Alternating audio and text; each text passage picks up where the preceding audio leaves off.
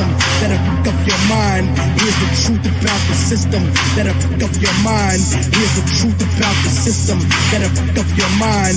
Here's the truth about the system that'll fuck up your mind. Here's the truth about the system that'll fuck up your mind. Here's the truth about the system. Here's the truth about the system that the truth about the system that'll fuck up your mind. The truth about the mind that'll fuck up your mind. That'll fuck up your the truth about that'll fuck up your the truth about the system that'll fuck up your mind. Here's the truth about the system that'll fuck up your mind. Here's the truth about the system that'll fuck up your mind. Here's the truth about the system that'll fuck up your mind. Here's the truth about the system that'll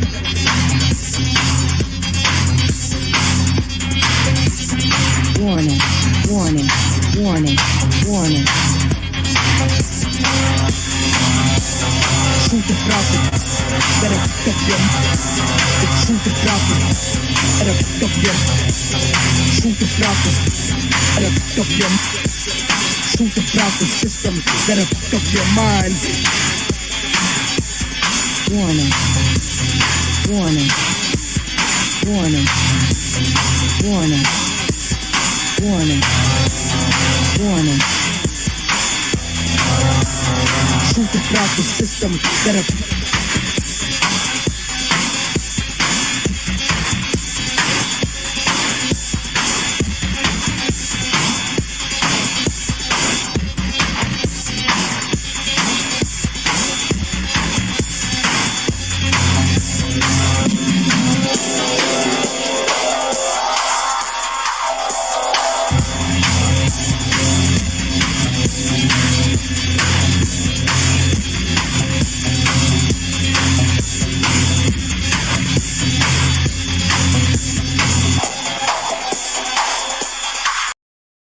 Earth-like that many call it Earth 2.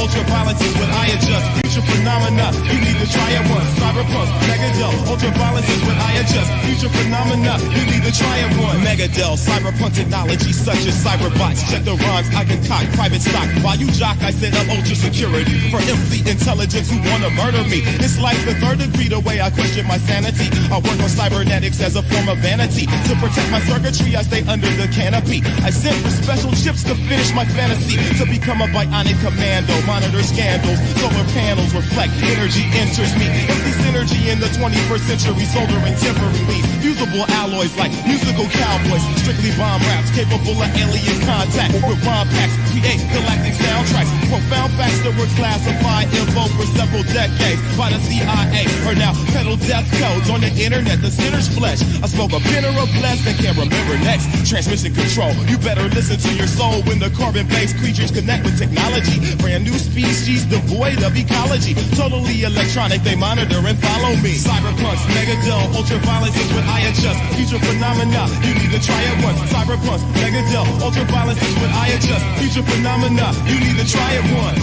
And the microchip is missing. Oh my god. And the microchip is missing. Oh my god. And the microchip is missing. Oh my god.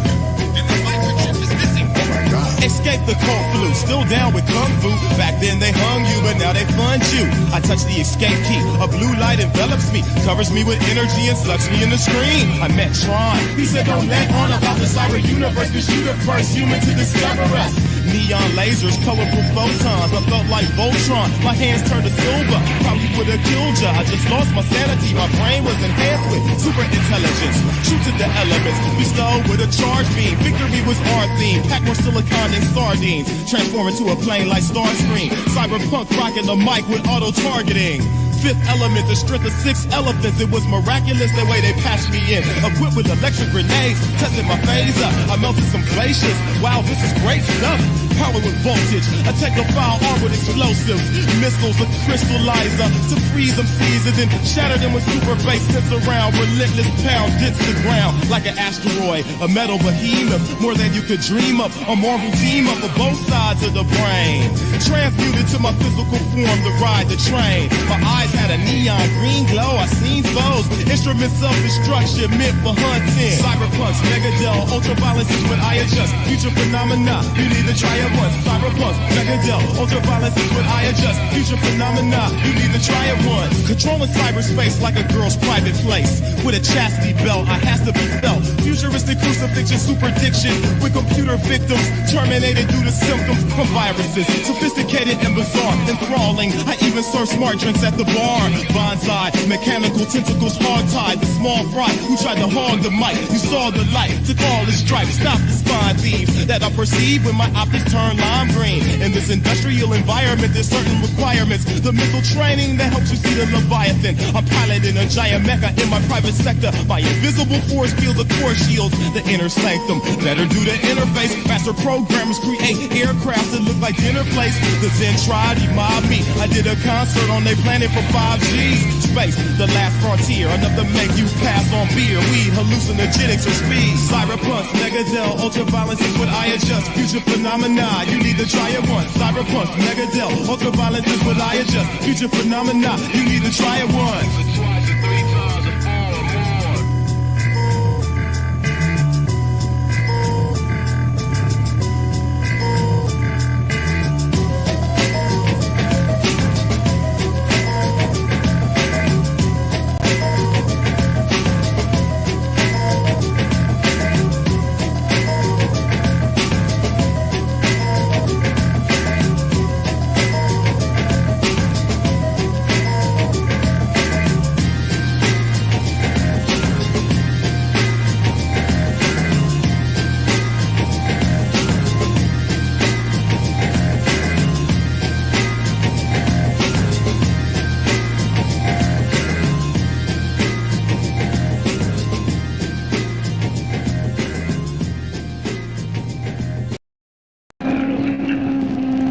Making him suffer. Exactly.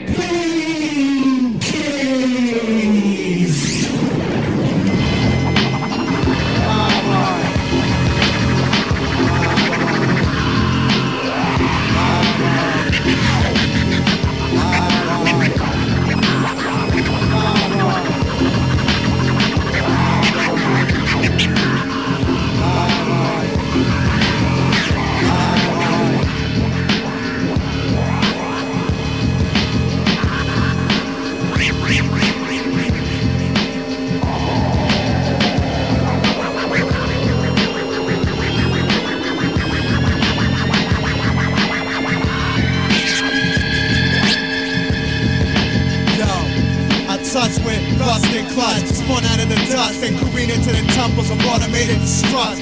Nanotech bugs in a plug and unplug. Vision for the fly shit hybrid. I run among the mud, skipper sworn through warnings in the warning Beirut. Little Billy blunderbuss looking for more recruits. City life is practice, casket truancy. That's the rule of you and me. Crash on mass lunacy. Friends used to laugh fast, crash little troop on me. Now they check the bags with a staff class and Uzis. Who deserves a rap without warning? This ain't got but a mortar with a sports scorch, New York forfeit. Run among the poppy fields, order some more clips. Store trips are rare, but the fare is forceless. Louis bought the city of Lego and shitty metal hole. Jitters to the floorboard, burn almost aborted. Flight of the accidental tourist morbid. The advertising gods so oddly courtship. Godly corporate squad plot these tortures. Holiness is hard and it's costing God fortune. Guess he took a second job on a force to afford it. I don't want a part of these self-fulfilled prophets. Man, it's too much for my stubbornness. I hate the people running shit. Sleeping ground old below, wishing you peaceful sleep. On the surface emerges less frequently. Metal bars of ancient roads dissolved from the scenery. What the fuck? I'll take a hostage and walk to the mosh pit. Pristine untouched. MB703's unscuffed. Trust is a commodity crushed by Pol Pot. Your cookie cutter laws contain flaws in philosophy. Toppling down a flight of extra box steps to light. Cause the man that raped my sister won't sleep right tonight. Suppose the pretty horses and four could love more. But I'm exhausted by the for the dystopian, ruthless whole movement. The seasonal effects of the butchery's looking good, and our writer's block is a prison camp with free press, repress. We can hypnotize the herd. Fly visions that attack like Alfred Hitchcock, raise a rabbit, carry a pigeon. True, the only form of calm, not tapped, is trapped strong in the cranium and future reveling with his whistling song. I know you're listening. Get down with this bitch, whistle along. Obedience is not enough. Power is inflicting pain and humiliation, otherwise you cannot be sure. Power is tearing human minds apart and putting them together again in new shapes of your own choosing.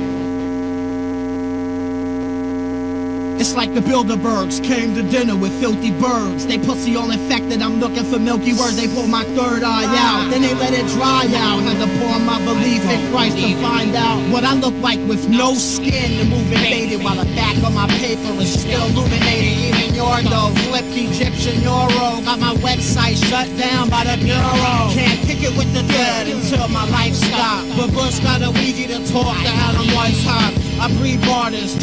Fans the artist, put a couple G's together before harvest. Like, I'll take all this. The hell I'm doing, dipping this whole fucking pound in embalming fluids. You think I rhyme to do it? If it's influence, try this. If you can't help but sleep, peel off the eyelids. If you want a vision of the future, imagine the boot stamping on a human face forever. It's the year 2010. You can say what you want, but I bet if you like this blunt, dummy, the feds will come running. Lock you up, lock you out. You ain't trying to listen. Cameras in your food, dude. Look, they trying to listen. Lock you up, lock you out. We got bugs in the house. We're being monitored. They know we got thugs in the house. So light your blunt, babe. They'll hit you with a switch, hit you with a beam, hit you in the brain, make you go totally insane. Wildin' out. Guns in the spot, flipping on your nigga. They take you out. When the feds push guns on the roof, they take them out. Snuff you out, cause you know too much. After that, you know your hoes get touched. Look. Then the meeting starts. You download your chick to a memory card, give her chips and send her to a city job. Power is not a means, it is an end. In our world, there will only be triumph and self-abasement. Everything else we shall destroy. Explosion of this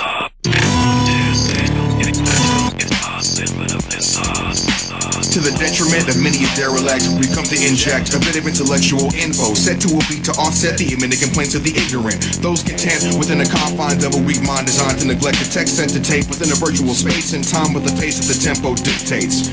Blind and dumb, but they can't anticipate an 808 before a speaker vibrates. So I wait for some insignificant rhetoric from an idiot to get into it. In an instant, their brains been fed with all the bullshit that's just been said by the fool who accompanied the melody, telling me about his car pictures and his jewelry and a usual cruelty committed in a fictional universe governed by laws in a verse memorized by a million willing civilians waiting with open wallet and purse, making temporary financial security an oxymoronic reality for the industry's most recent casualty. Rap about loot but have yet to recoup. Then is the son of the man in the suit, emotionally scarred from the cul-de-sac, but the boulevard influenced his current delinquents and dumb raps joined by a dope sequence. And the shit was mistakenly taken as literal, much like the Bible. Now it's inspired a need for survival amongst all suburbia gang rivals. It all stems from the initial recital. Use caution with words cause meaning is vital, but with a dope beat you can bypass everything that you learned in morality class. That feeling of guilt, it'll gradually pass with every residual check that you cash.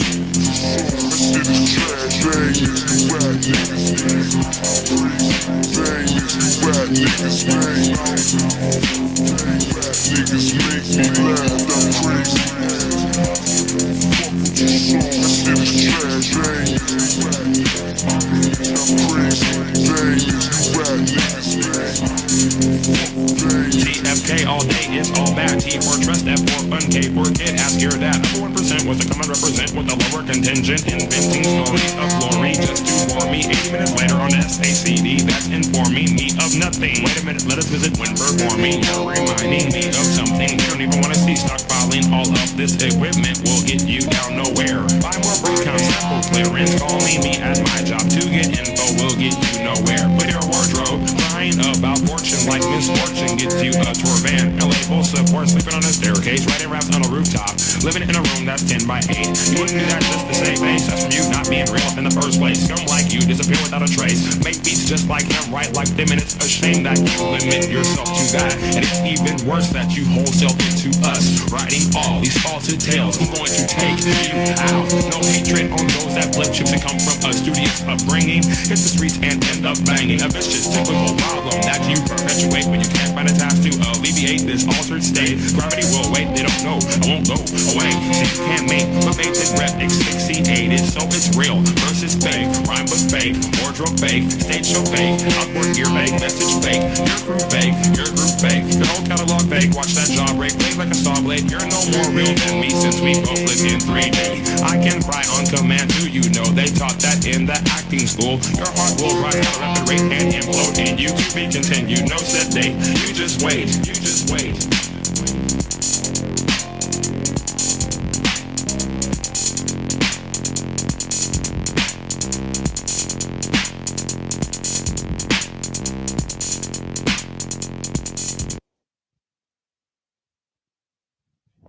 Yeah, welcome to The Machine Lies, where we talk about the lies of the machine on the machine that lies. And we got a very special presentation for you guys today, dwelling on some of the main themes that we've been going through on this channel. But we're going to, we've been using a lot of inflammatory rhetoric recently, right? And because of it, we may have gained some pretty unfriendly spectators on this channel and the material here, right? Including, right, a whole new round of censorship on the channel. So we don't know how long we'll actually be here for, right? We'll have alternative ways that you could tune into the channel. We did produce a large quantity of content while we were not producing material on this channel because of the censorship, right? And that could be found over at the Cyber Caliphate channel, right? Let me go ahead and, because I produced over 9 separate videos on that channel, right? 7 of those were a series that we had done about Zionism, featuring me and Unseen Warfare with special guest Neurojack, right? So we had a very conclusive breakdown of the modern issues involved in the whole Zionism, okay, debate, right? Here, hold on. Actually, let me actually put alternative channel here. Alternative channel. And then I actually need to make one for the Zionism series as well. So maybe I should make a little link, right, for the Zionism series.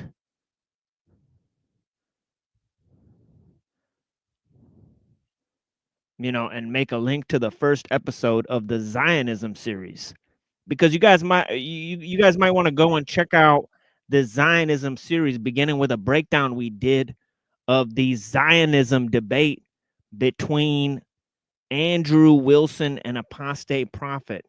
Okay. First episode of Zionism. First episode of Zionism debate series. So I actually created 3 different series there at Cyber Caliphate, right? One is called Made by Machine Bob. Okay, the Made by Machine Bob series is essentially where we're cataloging, various of the people we've worked with on these panels, right?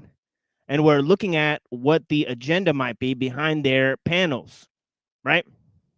So we're taking a deeper look at the panels, and we're having more shows. We're developing more shows. We might be developing a show with NPC the game. Okay, I don't know if you guys saw the epic takedown that me and Truther Cop did, right, of both WYSIWYG TV. Okay, we put questions to WYSIWYG TV. We put questions to Snafu Snaps. Okay, we put questions to Stephen David. We put questions to Made by Jim Bob about their panel affiliations. Okay, we did some very important specials at Truther Cop, right? And he was also involved in the recent Made by Machine Bob series. Okay, we'll be bringing another part of that Made by Machine Bob series soon, right? But we also did another series, panel show called Robo Opticals Are Metacraft. I did a now defunct series called Cyber Caliphate Assembly. That was the first 4 conversations we had on the channel, right? Okay. I'm also me and Unseen Warfare did an excellent special on Zionism where we gave conclusive proofs against Zionism and the supporters of Zionism. So check that out right here on the alternative channel. We got the Who They-ism series. Lots of important information on historical sources against Zionists, right? And of course, you can find that here on the alternative channel, Cyber Caliphate, right? And we'll be bringing a new special of Made by Machine Bob, as I said, right? We got Truther Comp here. His channel is here. We got Neurojack's channel here, right? Neurojack is also being attacked with censorship. So whenever they attack my channel, they also attack Neurojack's channel with often the same manner of strikes, right? They strike me and Neurojack for the same thing at the same time. I mean, which is often very strange, right? So Neurojack is also being censored. You know, if my channel goes down, if the Cyber Caliphate goes down, we'll be over at Neurojack. So if you guys aren't subscribed to Neurojack, please go ahead and subscribe. Let me go ahead and look at this chat here. We got AI government in the house. Blessings, AI government. We will advance our technique. I'm sure you will. I'm sure you will. Blessings to you, AI government. Televised apocalypse. What's going on? Peace be with you, my friend. We got Truther Cop official. Okay. And of course, we'll be talking about Elul today, as the thumbnail suggests, right? I'll be getting right into it in a minute here, right? We got a lot to talk about in terms of Elul, right? Okay, we got Nico Pluto in the house. One of my favorite weirdos. Yeah, blessings to Nico Pluto, sir. It's always a pleasure to have you out here. One of the first people to ever watch The Machine Lies. The reason why he doesn't have a moderator status is because he requested that I don't give him one, right? Same thing with Jessica Jane. They actually requested that I don't make them moderator, right? But they are huge supporters of this channel, right? One of the first supporters of this channel, really, right? Denise, blessings to you, madam. I hope you're doing okay today. You know, one of the homies, Denise. We got Dogma Free. You know, definitely one of the homies of this channel. I mean, Dogma Free. Blessings to you, brother. Thank you for being here. We got Jake. Shout out TML. Exactly. Okay. Yeah, we got Unseen Warfare, right? Okay. Unseen Warfare's channel is packed with information. All right. That's the first type of channels that I recommend is Unseen Warfare, because this channel is him breaking down, okay, narratives that are present all around us, okay, with actual writings and actual sources, right, that he brings to the table, right? So Unseen Warfare is a genius interlocutor, right? Okay, he's way more. Okay, look at what he did recently on the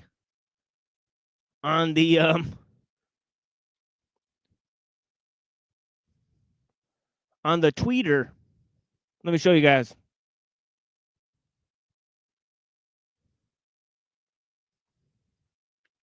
Let me show you guys what he did on Twitter.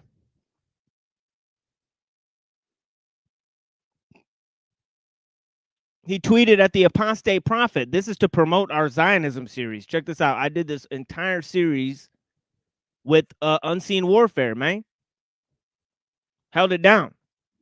He said, after all Christians without exception unite, they should then unite with the Mohammedans, the Jews, in extension with the Buddhists, Brahmins, Shintoists, and all the religions of the universe in general. The pan-heretical alchemy is being inspired through the so-called World Council of Churches, okay, who they're in communion with. Right, we're talking about Andrew Wilson and Apostate Prophet. Funny that people don't, call out the deeper issues, right? About the real organizations that support these guys, right? Or that they claim to support. The Antichrist will try to substitute his own will for the faith of the worship of the true God for an ecumenism. So there he's directly saying that the World Council of Churches is ushering in the Antichrist, right? Okay. Whereas Andrew Wilson wants to put it on some messianic Jewish organization, right? The Antichrist will try to substitute his own will for the faith and the worship of the true God for an ecumenism. There is no personal God. For consistent ecumenism, the doctrine of the Trinitarian God is utterly rejectable. It's well known that the... Wait, who is that? Devil instigated Zionism. The devil instigated Zionism.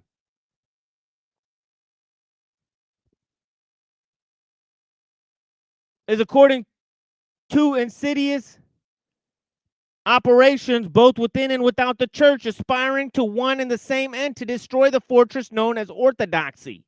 Whoa. We believe that orthodoxy has no place among the conglomeration of errors and heresies. Elder Ephraim. And what does the Apostate Prophet say? What does he say? Do you have a source for this quote? Oh, we got the source. We got the source. The question is are you going to answer the much needed questions that need to be answered? You know what I mean? We got Unseen Warfare live as well. Okay, let's open up Unseen Warfare's channel. Yeah, please go over there and support Unseen Warfare as well. Show them some support.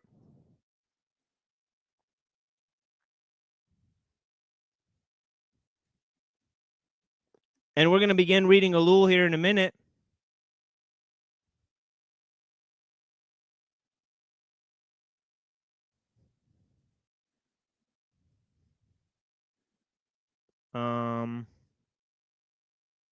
Give me a second, guys. Let me try to open up Unseen's channel here.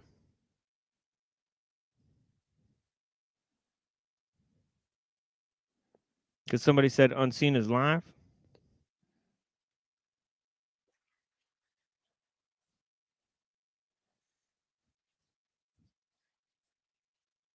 Let's hear what he's talking about for a second. And then I'll begin my presentation. Despise foreigners and to deceive and to offend them. This virtue is called patriotism. That man was called a patriot, who, while just towards his own people, was unjust to others, who blinded himself to the merits of foreigners and took for the perfection of vices of his own country. So one sees that patriotism gave birth to localism, to the family spirit, and finally to egotism. Thus the origin or states of governments or civil societies was the seed of discord, and patriotism found its own punishment in itself. Diminish, do away with this love of country, and men will once more learn to know and love each other as men. There will be no more partiality. The ties between hearts will unroll and extend. In these words, the purest expression of internationalism as it was expounded today, Weishaupt displayed an ignorance of primeval conditions of life as profound as that of Rousseau. The ideas of Paleolithic man, whose skeleton is usually exhumed with a flint instrument or other weapon of warfare.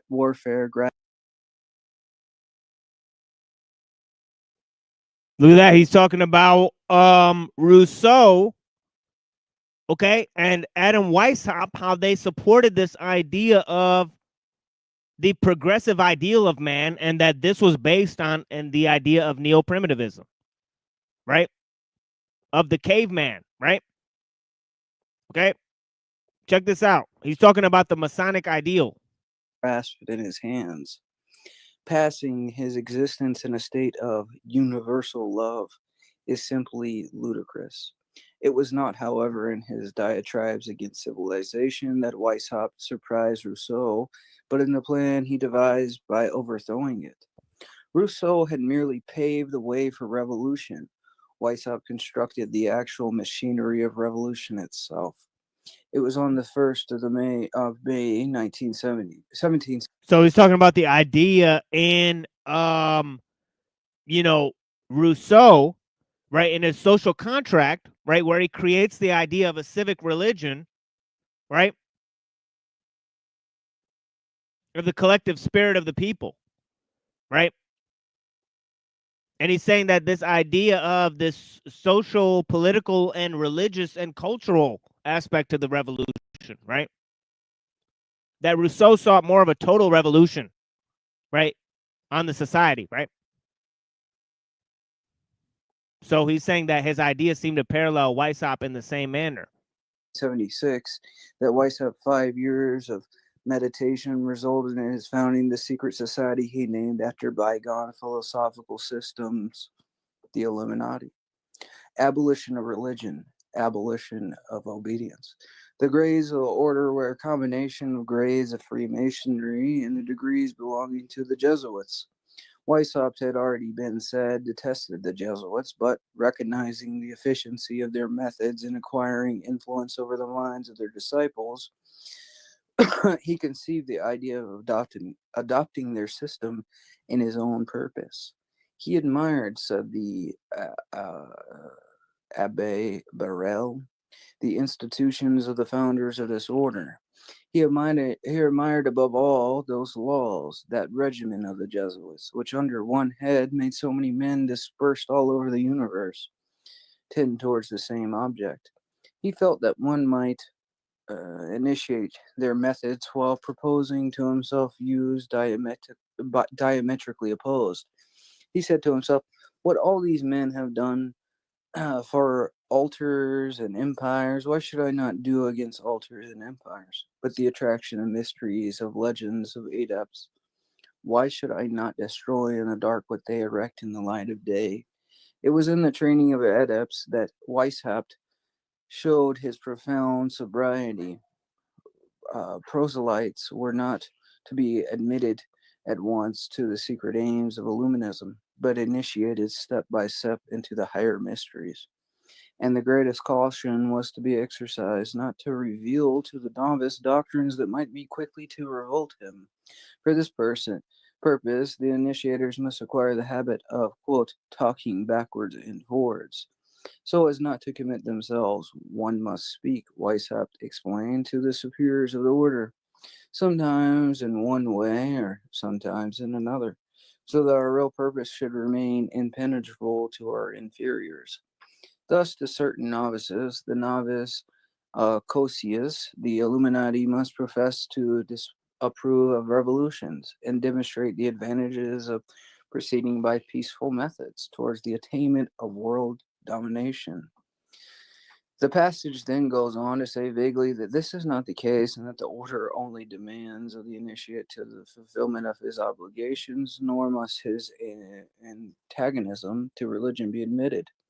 On the contrary, Christ was to be represented as the first author of Illuminism, whose secret mission was to restore to men the original liberty and equality they had lost in the fall. No one, the novice, should be told, paved so sure a way for liberty as our Grand Master Jesus of Nazareth. And if Christ has exhorted his disciples to despise riches, it was in order to prepare Yeah, I think in like Theosophy, Christ and Lucifer are pretty much like, if not brothers, they're kind of the same person, you know? the world for That wouldn't be especially do surprising. away with property. Wow. Okay. This is interesting. Hear that in the end? Do away with property.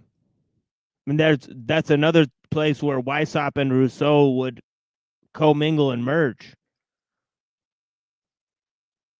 Would be in the sort of socialist plan. And then, of course, it combines into Fabian socialism with the George Bernard Shaw types. And you know what I just found out is that the first chatbot was named Eliza after a character from George Bernard Shaw's play called Pygmalion. So it's pretty interesting. Got Fabian. Oh, I didn't know that. Had no clue. That's cool. Oh, whoops. That was supposed to be a secret. So, continuing. Novices initiated step by step into the higher mysteries. It was not then until his admission to the higher grades that the adept was initiated into the real intentions of Illuminism with regard to a religion. When he reached the grade of illuminated major or minor of the Scotch knight, epote, or priest, he was told that the whole secret of the order in a discourse for the initiator, quote, remember that from the first invitations which we have given you in order to attract you to us, we commenced by telling you that in the projects of our order there did not enter any designs against religion. You remember that such an assurance was given you when you were admitted into the ranks of us as a novice, and that it was repeated when you entered into our Minerval Academy. You remember with what art, with what simulated respect we have spoken to you of Christ and of his gospel, but in the grades of the great Illuminism of Scott Knight and of the epote or priest, how we have to know to form the Christ gospel that our reason from its religion that of nature, and from religion reason morality and nature to make the religion morality of rights of man, of equality and of liberty. We have many prejudices to overcome in you before being able to persuade you that the pretended religion of Christ was nothing else than the work of priests, of imposture and of tyranny. If be so, with that religion so much proclaimed and admired, what are we to think of other religions? Understand then that they have all the same fictions for their origins, that they are all equally founded on lying, error, chimera, and imposture. Behold our secret. If in order to destroy all Christianity, all religion, we have pretended to have the sole true religion, remember that the end justifies the means, and that the wise ought to take all the means to do good, which is the wicked to take to do evil. Those which have to take in for the delivery of you, those which have taken to deliver one day the human race from all religion, are nothing else than a pious fraud, which was to reserve to unveil one day of the grade of the magus or the philosopher illuminated. But all this was unknown to the novice, whose confidence being won by the simulation of religion was enjoined to strict obedience. Amongst the questions put to him were the following. If you came to discover anything wrong or unjust to be done in the order, what line would you take? Will you and can you regard the good of the order as your own good? Will you give to our society the right of life and death? Do you bind yourself to the absolute and unreserved obedience? And do you know the force of this undertaking? By way of the warning as a consequence of betraying the order, a foreseeable illustration was included in the ceremony of initiation. Taking a naked sword from the table, the initiator held the point against the heart of the novice with these words, if you are only a traitor and a perjurer, learn that all our brothers are called upon to arm themselves against you. Do not hope to escape or to find a place of safety wherever you are. Shame, remorse, and the rage of our brothers will pursue you and torment you into the innermost recesses of your entrails. It will thus be seen that the liberty vaulted by the leaders of the Illuminati had no existence, and from the iron discipline was in reality the watchword of the order. A great point impressed upon the adepts, of which we shall see. The important later was that they should not be known as Illuminati. This rule was particularly enforced in the case of those scribes as enrollers. This is crazy. So, okay. What? Okay. All right. So we're going to continue. Women were to be used as fools with money. Women were also to be enlisted as the Illuminati by giving hints of an emancipation. Through women, wrote Weishaupt, one may often work the best in the world. To insinuate ourselves with these and to win them over should be one of our cleverest studies. More or less, they can all be led towards change by vanity, curiosity, sensuality, and inclination.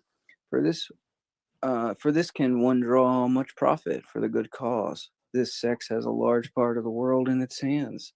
The female adepts were then to be divided into two classes, each with its own secret. The first to consist of virtuous women who would give an air of respectability to the order.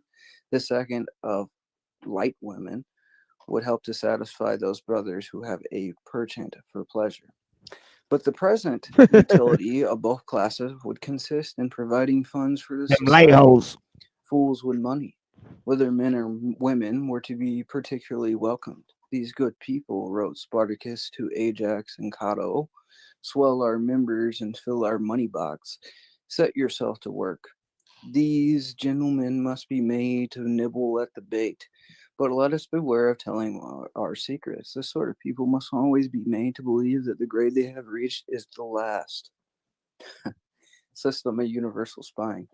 Espionage formed a large part of Weishaupt's program. Typical. The adepts known as the insinuating brothers were enjoined to assume the role of observers and reporters. Every person enjoined to assume the role. Every person shall be made a spy on the other, and the other way around. Friends, relations, enemies, those who are indifferent, all without exception shall be the object of inquiries. He shall attempt to discover their strong side and their weak, their passions, their prejudices, their connections, and above all, their actions. In a word, the most detailed information about them. All this is to be entered on the tablets and the insinuant carries with him, and from which he shall draw up reports to be sent in twice a month to his superiors, so that the order may know which are the people in each town and village to whom to look for support. Anti-science and civilization in general. Sciences are the complicated needs of a state contrary to nature, the inventions of vain and empty brains. Sent apostles. From the first year of his Weishaupt's Illuminism and his atrocious impiety aping the God of Christianity, he conceived in these terms the orders he would give to the Massahausen to propagate his new gospel. Did not Jesus Christ send forth his apostles to preach throughout the world or universe? You who are my Peter, why would I allow you to be able to be quiet at home? Go then and preach. Martinism, also important. In the book of Saint Martin, Dis Erus et de la Verite, I guess, I don't speak this language, published in 1776, the formula liberty, equality, and fraternity is referred to as a la tournée sacrée. The Martinists, frequently referred to in French contemporary records as the Illume, were in reality dreamers and fanatics and must not be confounded with the Order of the Illuminati of Bavaria that came into existence 22 Yeah, years later. that's also true. That like whenever you have utopianism, they want to create a society that follows the model of Jesus. So they all want the people in the society to be like Jesus, right? And then whenever it's occultism, they got a guy that is Jesus, but it's not Jesus. It's just a different guy. It's like always the same formula. You know, it's like creepy and weird. Right? And of course, utopianism and occultism are two sides of the same coin, right? You know, if you actually look at history, right? They all come from the millenarianist hoax, you know, in the 15th century that we've been covering on our show recently, right? So this is pretty significant stuff that he's laying down here. You know, I don't know if anybody, I know, you know, those who have ears to hear, you know, this is way more important than Lindsay's, you know, who Lindsay Smith showed her pussy to, I promise. What the fuck? Yeah, that was on Flow State. And, you know, when our audience dropped down to like 4 yesterday, she was screaming at Talcott, saying, Flow State asked me to show my pussy or something. And I was like, whoa. I was like, no wonder everybody left my show. It's like Jerry Springer over there. Sad Jamon. You know, sad that these people are involved in that instead of figuring out. Why am I you not know, surprised it's Flo that had the idea? the people in the the people that actually want to know about Zionism instead. But yeah, instead it's pop that pussy, right? Oh my God! I mean, when will people? When will people grow up? I mean, do you want to figure out where the Illuminati and Zionism came from, or do you want to know what some random lady showed some guy her pussy on the internet? Like that's never happened before. What are people even? What are people even doing on a Monday night? I mean, it's very surprising. I mean, but yeah, I mean, you know, we could watch that, or we could watch Unseen Warfare here. You know, like these are the options that I have. I mean, and when I have to make critical decisions of what kind of content to consume, and you guys aren't making them, right? It is by this terrible and formidable sect that the gigantic plan of world revolution was worked out under the leadership of the man Louis Blanc, as truly described as the profoundest conspirator that has ever existed. Okay. All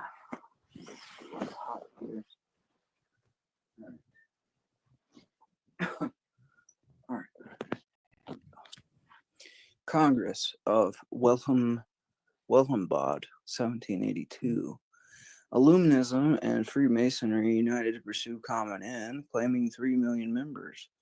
But it was not until the Congress de Wilhelmbad that the alliance between Illuminism and Freemasonry was finally sealed. This assembly, of which the importance to the subsequent history of the world has never been appreciated by historians, met for the first time on the 16th of July, 1782, and included representatives of all secret societies, the Martinistes, as well as Freemasons and Illuminati, which now numbered no less than 3 million members all over the world. Amongst these different orders, the Illuminati of Bavaria alone had formulated a definite plan of campaign. It was by they who henceforth took the lead. Yeah, I kind of really badly want Unseen Warfare to debate Southern Israelite. Oh dear. You know, because because he's all on that tip that Nestorius did nothing wrong. And then he also said the Freemasons are not the bad guys. It's the Jays that are controlled by the Jesuits. Because he says that if the Freemasons were in charge, then Whitey would be in charge. It'd be that simple. And he's like, Whitey's not in charge, therefore Freemasonry's not in charge. It's pretty interesting, but he doesn't understand that there's inter-occult quarrels. You know, the Freemasons are still pretty powerful. It's just that they're, you know, they've been absorbed into other organizations like the Knights of Malta and the Jesuits and all those other things. Right, it's not a monolith per se as far as Right. the quote unquote elites in these secret societies. You know, they backstab each other and whatnot, and who Yeah. knows who knows what the fuck else. Yeah, by the way, if you were wondering, in our Zionism series that's here with Unseen Warfare, one guy that really came out to shine was Southern Israelite, who literally came out and did an entire special on Jay Dyer, basically exposing Jay Dyer in a lot of different ways. It's kind of funny because like I think he really relished doing that one. Yeah, he relished doing it, but one of the ways that he exposed him was that they're trying to distance themselves from the Groypers. But I think they're they're not really that distant from the Groypers. They've always exploited their connections with the Groypers. And now Yeah. they're trying to hide cover because they don't want to get deplatformed, because they're the only ones that didn't get deplatformed along with them. Because they started out later. So, the fact that these ortho bros barely missed the mark and they push this kind of Groyper narrative that they get to use, that they essentially get to have their cake and eat it too, and nobody notices. Right? But yeah, because everybody who used that type of rhetoric got deplatformed on J6.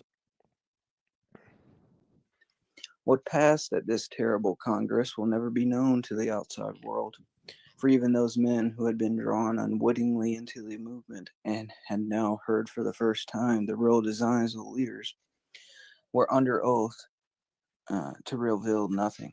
One such honest Mason, the Court de Verrières, a member of the Martinisti, a lodge at Lyons, returning from the Congress de Wilhelmbad. I don't know how to say that word, but it's for anybody who wants to look this up. It's Wilhelmsbad. Williamsbad or something. Yeah, we'll be Williamsbad. starting in about Wilhelmsbad. 7 minutes here. Could not conceal his Wilhelmsbad, I think. alarm. And when questioned on a tragic secret he had brought back with him, he replied, "I will not confide them to you. I can only tell you that all this is very much serious than you think. The conspiracy which is being woven is so well thought out that it will be, so to speak, impossible for the monarchy and the church to escape from it. And from this time onwards, wow."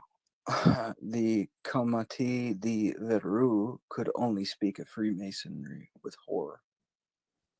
So this is kind of what I'm getting at. So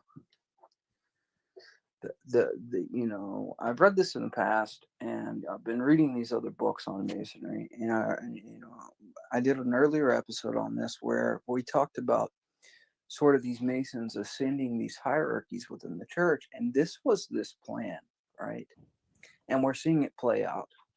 The plan has played out. So it's pretty interesting stuff. Give me one moment. I need to grab something. Okay, that's all we'll look at for right now. But yeah, go tune into Unseen Warfare. I'm gonna play some more of that tomorrow at the end of the show. But I'm gonna get my presentation going here on Elul. And essentially, what we're going to do is go into the ideas of Elul systematically, right? And I'm going to reintroduce a lot of the ideas very quickly from the introductory chapters, right? So he did a lot on the character of technique itself and the development of technique throughout the different historical periods. And in that, he doesn't give a sort of progress-driven narrative for the rise of technique itself. That means that he thinks that the development of technique, which is the nub of technology itself, right? Okay, is the idea of the massification of means, right? The complexification of means, right? Okay, and the efficiency of means, right? And many of these processes culminate in transforming both society and the individual, right? So he obviously says that technique integrates the machine into human society, right? And also that technique is basically different from both human society and the machine in that technique is a human aspect, right, of technology itself, right? Technology is two things. It's both technique and the machine, right? Meaning that it's both all of the methods or processes we use, right, or selective approaches we use, right, to develop technology and machines, right? But also, right, technique is what integrates the machine into human society, right? But the machine itself is basically to a certain extent antisocial, right? It has a disintegrating and right impersonal character to it, right? It doesn't like human traditions. Okay. So how technique basically supplants human traditions and becomes a global force, right, is that it takes over certain elements, right? It takes over the cultural framework, right? It takes over the economic framework, and it takes over and guides the methods of scientific inquiry, right? So in that way, right, when technique makes a human being its object, finally, right, that's when technique seems to become autonomous, right? Okay, when human beings become the object of technique and the technique, okay, that tries to order or assimilate humans to technique itself, right? When that becomes the central place of society, then you have the autonomy of technique itself, right? Okay. So as I said, we got three things. We got technique, we got human society, okay, and we have the machine, right? Okay. And as Alul says, he says all embracing technique is the conscience of the mechanized world, right? So technique starts to guide, right? Both cultural disintegration, right? But also economic growth, right? And this is how it integrates the mass of humanity, into one solid framework, right? So I appreciate you guys for being here, right? And yeah, that is essentially where we're going from here. Tomorrow, I have lots of different critiques, okay, of progress, okay, of modernism, right, of how progress, develops in human society. What's wrong with the narrative of progress itself, right? Obviously, there's a myth of progress, right? And I talk about, right, different ideas, both the compartmentalization of knowledge and the myth of progress, right? That these have, become a central theme within the idea of modernism, right? Now, these ideas are tied to various themes, right? One is the theme of reason and freedom, right? That has a central place in the Western conception about man manipulating nature through reason, right? This idea is a central basis for the progress of Western society, right? Okay. And the other aspect is how these become degraded, right? In the sort of death of liberalism, right?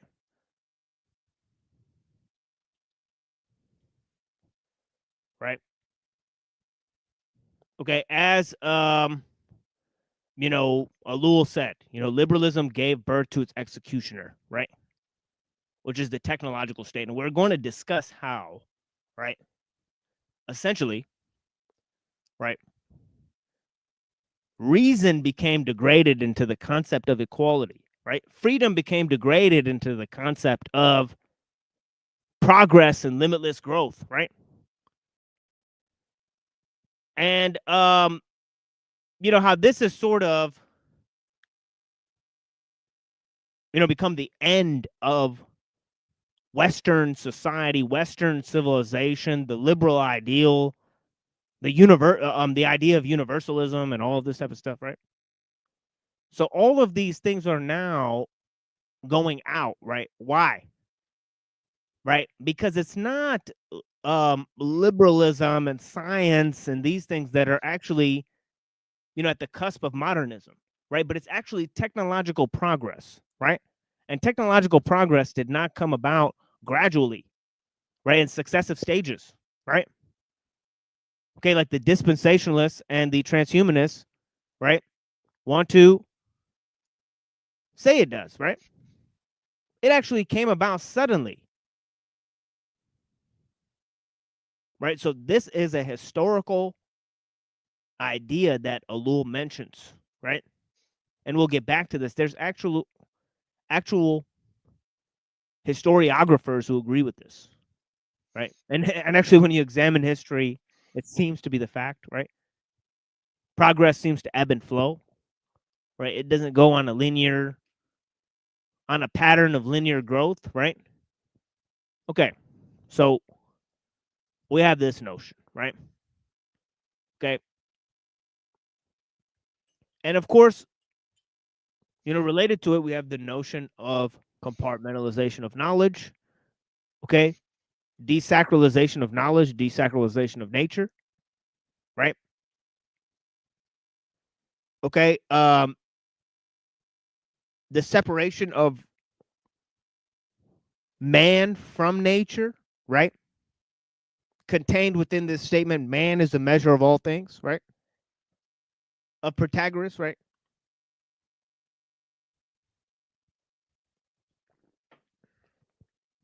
Okay.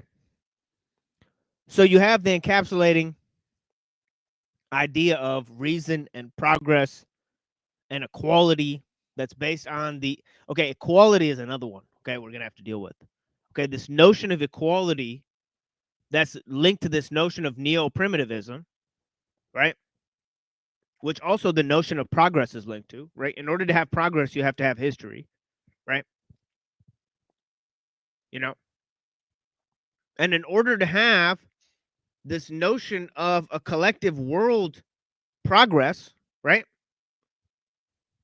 You have to have this notion of the caveman, that of okay, so then combine those two and you have this notion of neo-primitivism.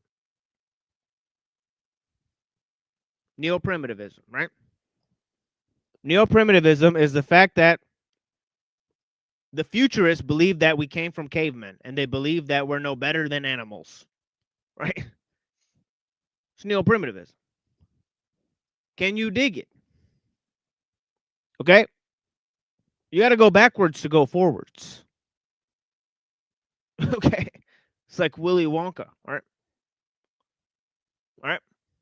I don't believe that this is the case. I'm just saying that this is what some people believe. Like in the Rousseauian paradigm, right? The noble savage, right?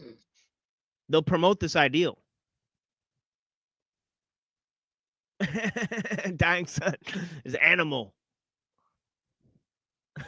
Calix, blessings. Thank you for being here. You tell me, blessings. Thank you for being here. Nico Pluto.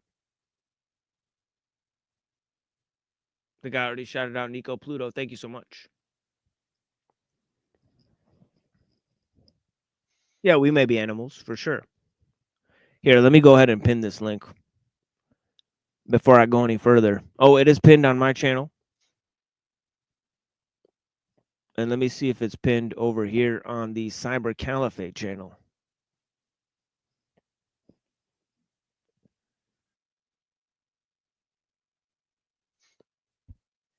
Okay, there goes that. Link is pinned. Okay. And I'm going to get up into the the text here, right? But in terms of, but I wanted to package those issues that in terms of both social, the socio-cultural sphere, right? Both in the scientific and the philosophical sphere, right? And but also in the economic and the political sphere, right? In all of those different areas, right? Alul seems to think that technique is guiding human society, and that's what makes it autonomous, right? Okay. So the autonomy of technique is based on the fact that it controls all these various factors. Okay, and then he moves into, right, after talking about the character of technique, right, the economic aspects of it, right? Okay. Okay, then the political aspects of it, right? And then he moves into describing how technique uses humanity, culture, and science, right, in order to proliferate, okay, and dominate human society, right? So so that is the element in which he's operating. So here we have Alul, and I deeply apologize to our dying son. I will eventually read your comments, but right now I'm gonna read for a little while. But yeah, we'll get back to the comments. Please leave some comments in the chat if you want us to consider. Blessings to all you guys, and we'll try to answer to the best of our ability, right? And but right now I want to get into some of the aspects of what we're talking about here, right, for a little bit.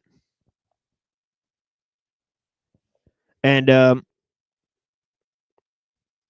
and just introduce the chapter here, right, or what we've read so far in this chapter, right, and then I'll move on to what we're the section that we're on today, right? But yeah, generally I want to say that, the technological utopia is about, okay, infinite growth, right? It's about a world system, right? It's about linking up the necessary linking up of different parts of techniques, right? Different aspects of techniques, right, into one cohesive system, right? Through self-augmentation and automation, right? And all these different ways, right, that they become more efficient, right? Okay, but this is definitely different than small scale societies or human scale societies, right, that are convivial.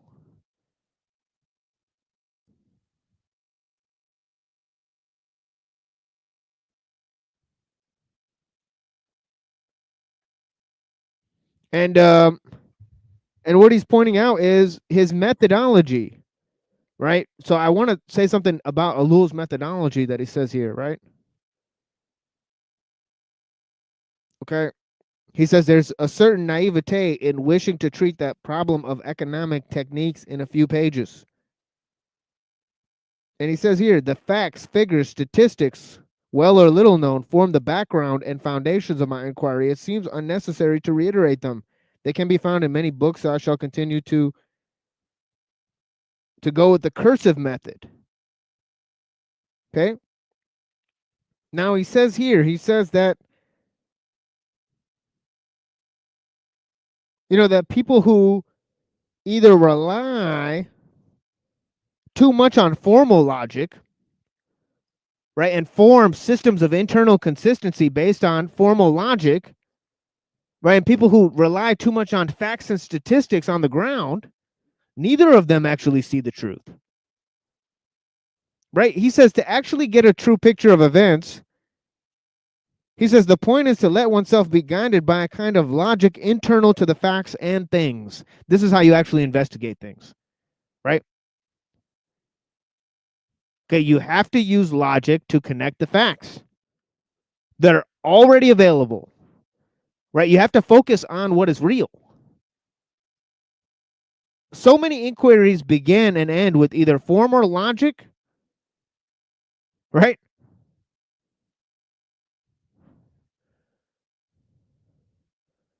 Who is this guy? Greetings, sir. Can you wave to us, please, in the background there?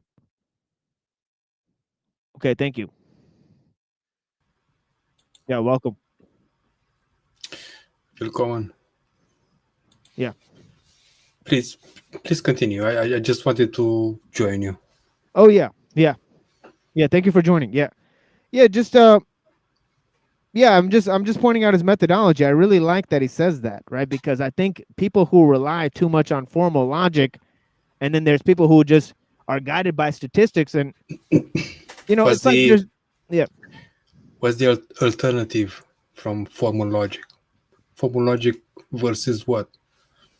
No, I'm saying that you have to have formal logic Right. attached to facts. It has to use facts, right, and language, right, to discern.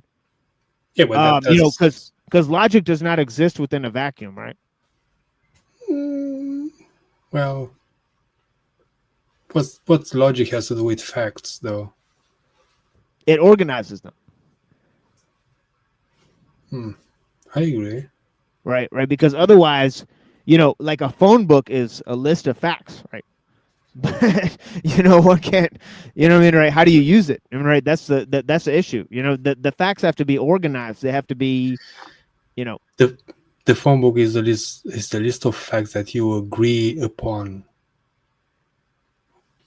You have to believe that number exists in the phone book and it's real. Sure. Yeah. So you have to presuppose that reality is reality according to the phone book kind of thing. Of course. Yeah. Yeah. That's not even that issue here. What is that issue? Is what he says here. He says that because he's talking about economics, right? So here's what he says. He says the point is to let oneself be guided by a kind of logic internal to facts and things. It is useless to speak of laws, quote unquote. He says I'm opposed to the attitude represented by example by the works of Forresty, which combines elements on the basis of pure logic, yielding a terribly linear and inhuman result. I am likewise opposed to the attitude characteristic of the majority of Western intellectuals, which, having taken account of the facts, denies them forthwith by avowals of hope and assertions of certainty of human freedom, which is anything but scientific. So he's going beyond the trends of Western intellectuals, and he's kind of defining how he's going by it. But of course, he also talks about how, he's conditioned by the technological system himself and the economic reality that he's living in. Now, he goes in to talk about the influence of technique on the economy, and he talks about Marx's ideas, right? Basically that the technical system or the industrial system, right? It's going to focus more on distribution of goods, right, than of production, right? So then he goes on to say that, in a way, Marx was right, because he said the invasion of all economic activity by technique seems today indisputable. And he says the success of a technique leads to its full development. Technique will tend to reach the limit of its possible development in a given area. The result is first an inequality of power in the various areas of the economy. All right. So he's saying that because techniques develop, different techniques develop, and they develop basically not in the not in line with how society needs them, right? Because obviously, for example, the ideas of self-augmentation that he used, right? That the development of technique in one area leads to the development of technique in different areas. How can Right. that be, though? Society develops techniques for the development of society, right?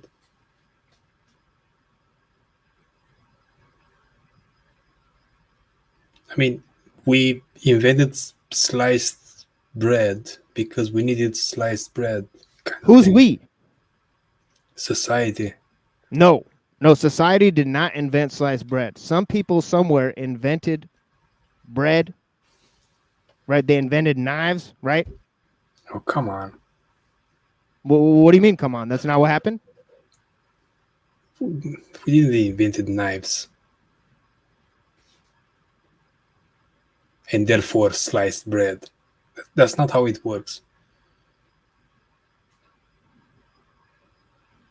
Do you think everybody around the world invented sliced bread independently of each other? Do you think societies develop and they just think, oh, well, it's time to make sliced bread? Do you think that's what happens? Or do you think sliced bread grows on the trees? Or what do you think? I'm not sure of your question. What is the problem? What's the problem with what's the problem with different techniques developing in different societies causing in different parts of society, right, causing disruption in other parts of society? Do you not see how that could happen? Oh, that can happen. And yeah, that's all he's talking about. That's all he's talking about. Yep. Why is that a problem, though? Maybe it's not a problem. He's just making observation. Right. Okay. So he says the success of a technique leads to a full development of technique will tend to reach the limits of its possible development in a given area. The result is first an inequality of power in the various areas of the economy, which provokes an unbalancing of the whole system. The second, a diminution of plasticity of the economic milieu. And this goes along with the plasticity of the social milieu, right? Because of technological progress, right? And this is a well-known effect of technological progress, right? People don't know how society is going to look in the next 10 years. Right? Yes, machine, but what is the system? What are we operating on in the technological system? What does that mean? The technology. Are we all into this? Oh yeah, you're into it right now. Yeah, you're on a machine right now. Yeah. Yeah. I doubt that though. Oh wait, what was that? I'm sorry, I missed what you said. I doubt that though. You doubt that we're all part of a technological system? We can use the technological system,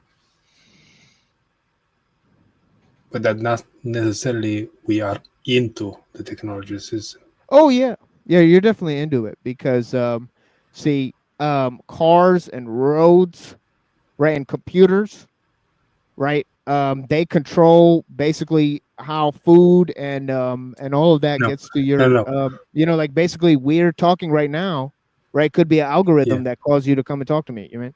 So probably you'll never know. How do you know that you're having this conversation out of your own volition is the thing, you know?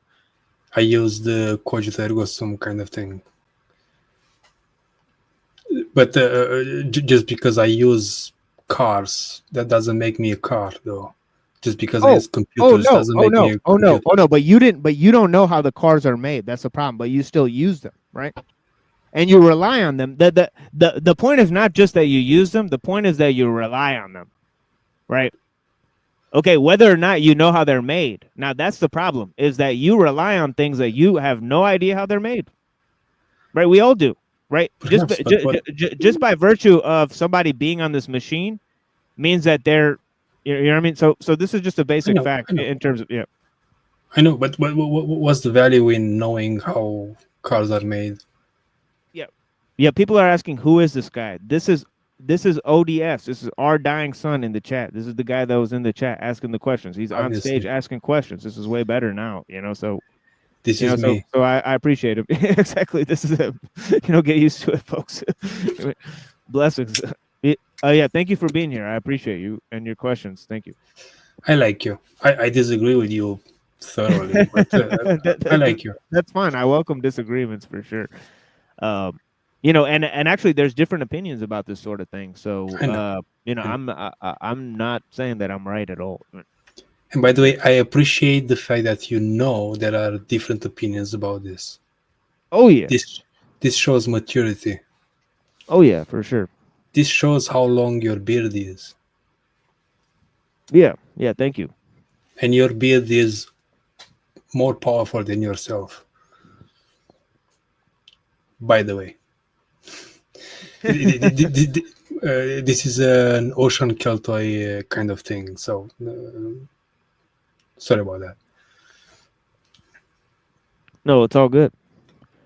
But yeah, you know, he talks about the economic development of techniques. He talks about how they develop disproportionately.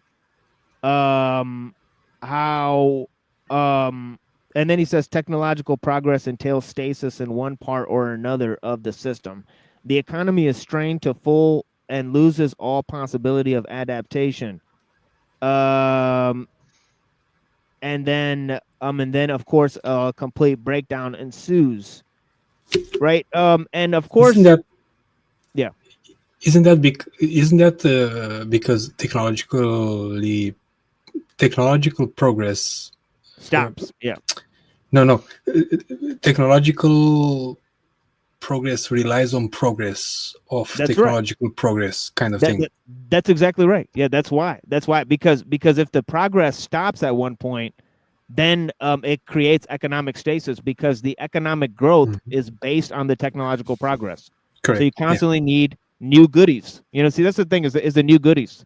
And right. So in the one in the one end, it causes centralization. On the other end, it causes you know, this idea of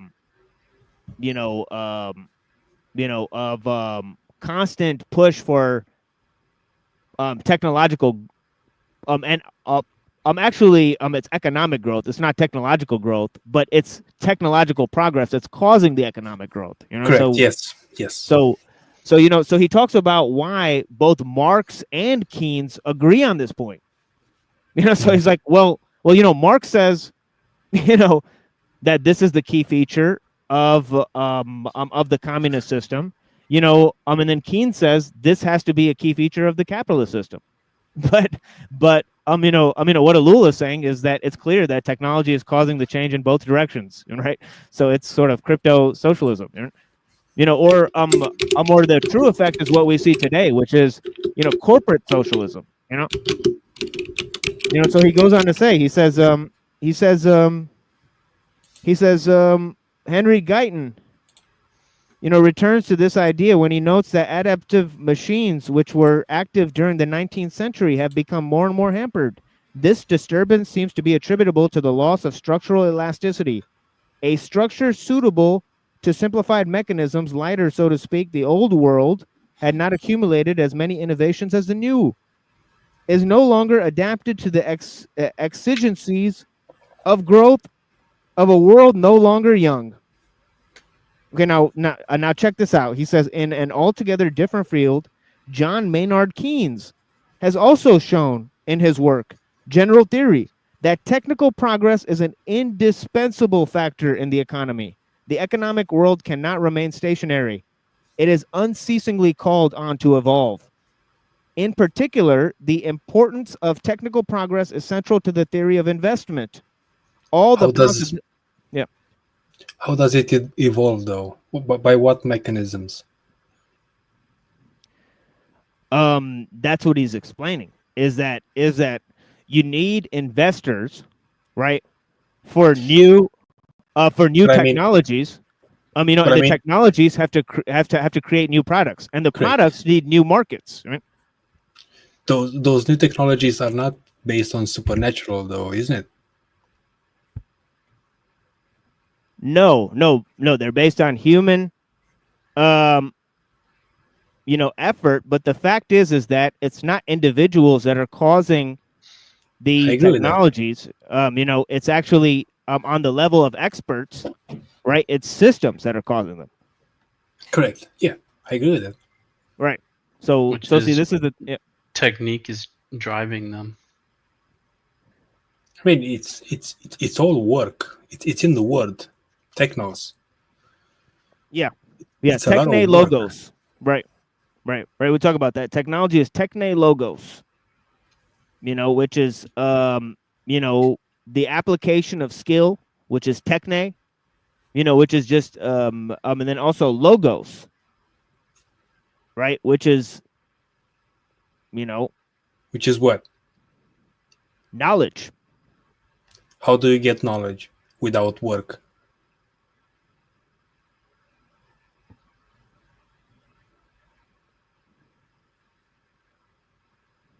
Well, work and knowledge. That's the first time I've actually heard somebody connect those two things, those two concepts. It's a rather intriguing inquiry, line of inquiry.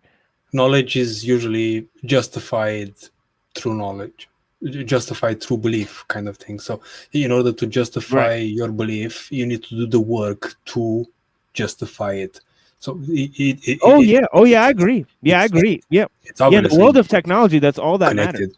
That's all that Yeah. matters is if something works. It doesn't matter if you know about it. Knowledge doesn't matter Right. in the technical world. It only matters if something works. So that is one of the key aspects. That's why the human element is partly removed from technique itself, is because as long as something gets the job done, we don't care how it did it. Right? Like, we don't know how this thing is showing us images right now, but like, all we care is that we press the buttons and it turns the fuck on. Right, the society. Yeah.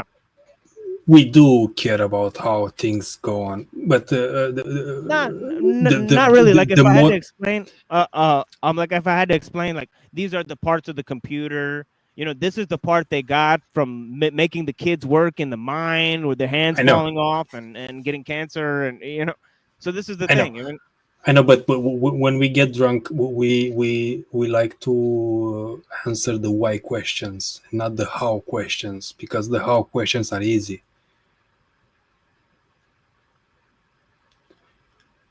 Right? Yeah. And yes, you can tell me how many gigabytes I have on my hard drive, but you cannot tell me why do I have so many gigabytes on my hard drive. And that pisses off humans. Yeah, I think my friend Neurojack said one day. He said you give a man a how and he'll create a why. You know what I mean? Yeah. You know what I mean, right? Okay. Okay. Yeah. Right. So I like that's that. One way of looking at it. Is this because we don't like the answers to how? I think it's because it's too much work. To get to the how. Yeah, right. To get to the how. Because if we had to manage all of the hows for everything that needs to happen in our lives, right, it would take too long. It would be too long of a process. Or if we had to manage the hows of how everybody else did it, then we'd have to know everybody in our community, right? We'd have to have a small community, right, in which this guy does this job, this guy does this job, and we know everybody who's doing the whatever job, right? Do you think if we had the answer to that, there will be no flat earthers? No, what? I'm sorry. Do you think if we had the answer to the how, there will be no flat earthers and science deniers? I mean, there would be less, but there'd still probably be a small hardcore portion of people that would deny the house. That's an intelligent response, and I thank you for that, Lone Wolf. Yeah, no, I totally agree with him, though. There'd be far less of them. There'd be far less of them. This is saying to us that whatever the truth is, people will challenging it, and by challenging it, will push it to forward, kind of thing, and that's a good thing. Right. Oh yeah. Yeah, definitely. But see, there's not that many intelligent critiques of technology, of the technological system. So what do you mean by intelligent critiques of technology? like, where's What's all that? the where's the people who are taking a critical look at technological progress, right? What's Because that mean? like for example, right? Like for example, we had a guy come on the show, right? Right, who said that AI might take over, right? Maybe. And then it could just decide to kill off most of the humans, right? Yeah. So I said to them, right? I said, well, maybe we should try to stop it then, right? Why? Right. Or what's your opinion? I asked him, what's your opinion if maybe it does want to do something like that? Then what do you think about stopping something like that, right? And they said, we don't care. And I said, oh, you don't care if Who's we? Who's we in there? Well, they were talking about themselves, Oh, they're okay, saying that, okay. but they The royal we. represent Yeah. a frame of mind, right, of the transhumanism. Okay, right? okay, yeah. Right, that they think that if machines, right, continue, right, at the behest of humanity, right, then in some way humanity itself has continued, right? Yeah, but isn't it logical to think that transhumanism is actually the next step in this? Right? So you think that so you believe in what the transhumanists are saying is true? Are you saying that a man with a bionic dick is not a man? Oh yeah, I'm definitely saying it's not a man. Hmm. Yeah, I'm saying I'm saying a male without a dick is probably not a man, right? It's probably something else at this point. It's So, like a eunuch. We have to classify it as a eunuch or something else. A man with a strap on is not a man. I mean, if the strap-on is a replacement for their, biological, member, then yes, I think that is not a man. That is some sort of So hybrid. the only thing that defines a man is the dick that is attached to his body. I think there's other things, maybe sperm and other things, but yeah, I think it's mainly about the dick and the sperm. With the women, I think it's about the vagina and their ability to have children and all that type of stuff, right? That comes after, but Yeah, without that, without that ability, I would consider them to be neuter. Right, and in that sense, they would be sort of unisex, right? There'd be some other category, right? nothing wrong in that. But you seem to be very nostalgic about this being a human man kind of thing. Nostalgic. I mean, I'm a human. Are you not a human? Are you feeling bad that what's wrong with being a human? This notion is slowly getting definitionally changed? Well, I don't think it is. Personally, I think very little has been done to change it. But I think that one thing that has been done to change it is that people have identified themselves with machines, right? So for whatever reason, right, they don't find any difference between what is artificial and what is real or natural, right? And the reason they do that is because they find no difference between the mechanical and the biological. Wait. Right? So philosophically, they can't separate the biological and the mechanical, right? Because they think, human beings are intelligent machines, right? So they've already conceded the point. Question. Machines, yeah. Question. Right. Do you think real equals with natural?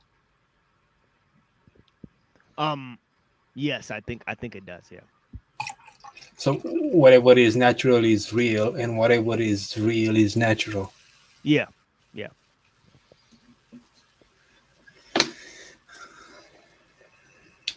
Do you know that there are intersex people, right?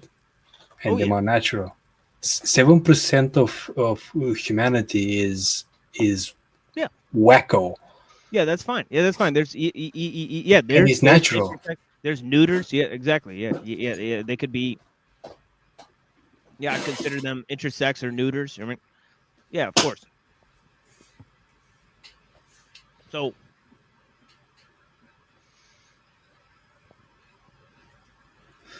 Yeah, I don't know what the question was, but The it question seemed to was me. if transhumanism is the next step in Oh right, yeah. progress. I asked that. Sorry. yeah. Well, you also asserted that it is the case. Yes, it is the case. Yes, So my because next question was you know going to why? be is. You So know my why? next question was going to be is that do you think that that's inevitable, or do you think Yes, it is. that? Huh? Yes, it is because you wear glasses. Okay. So then you cannot stop technology. You cannot control technology. Then you admitted it. Yes, you cannot stop technology because you wear glasses at the moment. Yeah, sure. Yeah, sure. Yeah, sure. We're all using technology, right? And this is transhumanism. Yeah. Yeah, to some extent it is. Yeah. This We've is augmented like ourselves. low grade version. This of is it, humanity not Well, leaving humans behind. I think cars, sofas, showers and all. I mean, we become adapted to the sedentary life, right? Showers. So we become we become augmented. I agree. Yeah. Because if we had to be exposed to the elements, and we didn't have an enclosure and we couldn't take showers, and we couldn't sit inside of a house all day, right? And sit on a sofa even. Right? If we had to sit outside on a rock, right? So a human with two bionic legs is still a human, right? Yeah. Prosthetics, I mean, Yeah. But before you were talking about man, but now you're talking about human. So yeah, human is a much broader category than just man. Yeah. If we can prosthetics legs, we can prosthetics dicks as well, right? Eventually. So that doesn't take the man out of the equation, though, isn't it? Yeah. So say they take half of your brain, right? 50% of your brain, and they replace it with a computer, right? Okay. Then are you still yourself? 50% of my brain is a computer. Yeah. I'm still myself because if you chop my brain into half, there will be one brain into one half. You know what I mean? Yeah. So what do you so people transforming themselves into machines, you don't see any problem with that? Maybe, but them are not. Them are transcending that. Them are becoming machines as well. I'm not sure I got all that. This is the same thing as humans using bow and arrow kind of thing. And it is not fair for humans to kill people from a distance. Yeah. See, this is the thing, is that a tool, right? A tool, right? You can use a tool, right? Okay, now a machine, right? Right now a machine has to complete whatever process it does, right? Through automation, right? So, you'll have to operate the machine. The machine will do a lot of the work, right? Okay. So the machine does a significant part of the work. Once you use a machine, right? See, a tool, it has to rely on human effort way more than a machine does, right? Right. A machine is way less human effort, right? Now, if you put that machine, right, which is not a tool, right, inside of your body and make it part of your body, right? See, a tool, right, like a musical instrument, like a pen, right?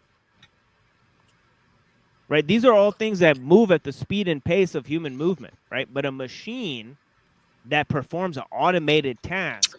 You said it. The tools that humans invent move at human pace for the human benefit. Whatever humans are doing and reinvent themselves is for the human benefit. It doesn't matter how many bionic dicks they have. Them will still be human. You know what I mean? No, not really, because we invented lots of systems of technology. Like, for example, right? We invented pesticides, right? Do you think that's for human benefit? You seem to have a problem with bionic dicks. Oh yeah, I think a lot of people do. What world are you living in? I think a lot of women would too. What? This guy? Or maybe not. Well, when's the last time you went outside? This is crazy stuff. I mean, I think a lot of people would have a problem with bionic dicks. But can I finish my inquiry, please, before you move off of it? If you masturbate with a wooden dildo, and that's conceivably fine, but having sex with a tree which is alive is not, then the only threshold breaker there is that the wood is dead. It doesn't matter. It makes the climax. So I don't know who's dead in there. Yeah. Well, let's put it this way, right? Okay.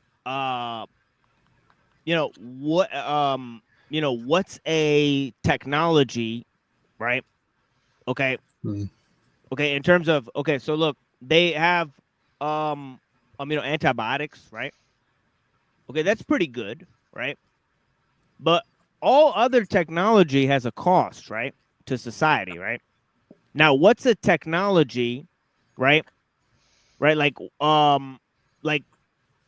for example, pesticides, right? Is that a net benefit or a net loss for pesticides? Net benefit. That's why you have tomatoes in supermarkets, because of pesticides. So tomatoes in supermarkets are net benefit? Yes. You like your salads, isn't it? Yeah, maybe. Yeah, maybe. I feel like you're a vegetarian, isn't it? No, I'm not a vegetarian. Okay. You like your tomatoes with your hamburgers. Well, let me ask you a question, right? Okay,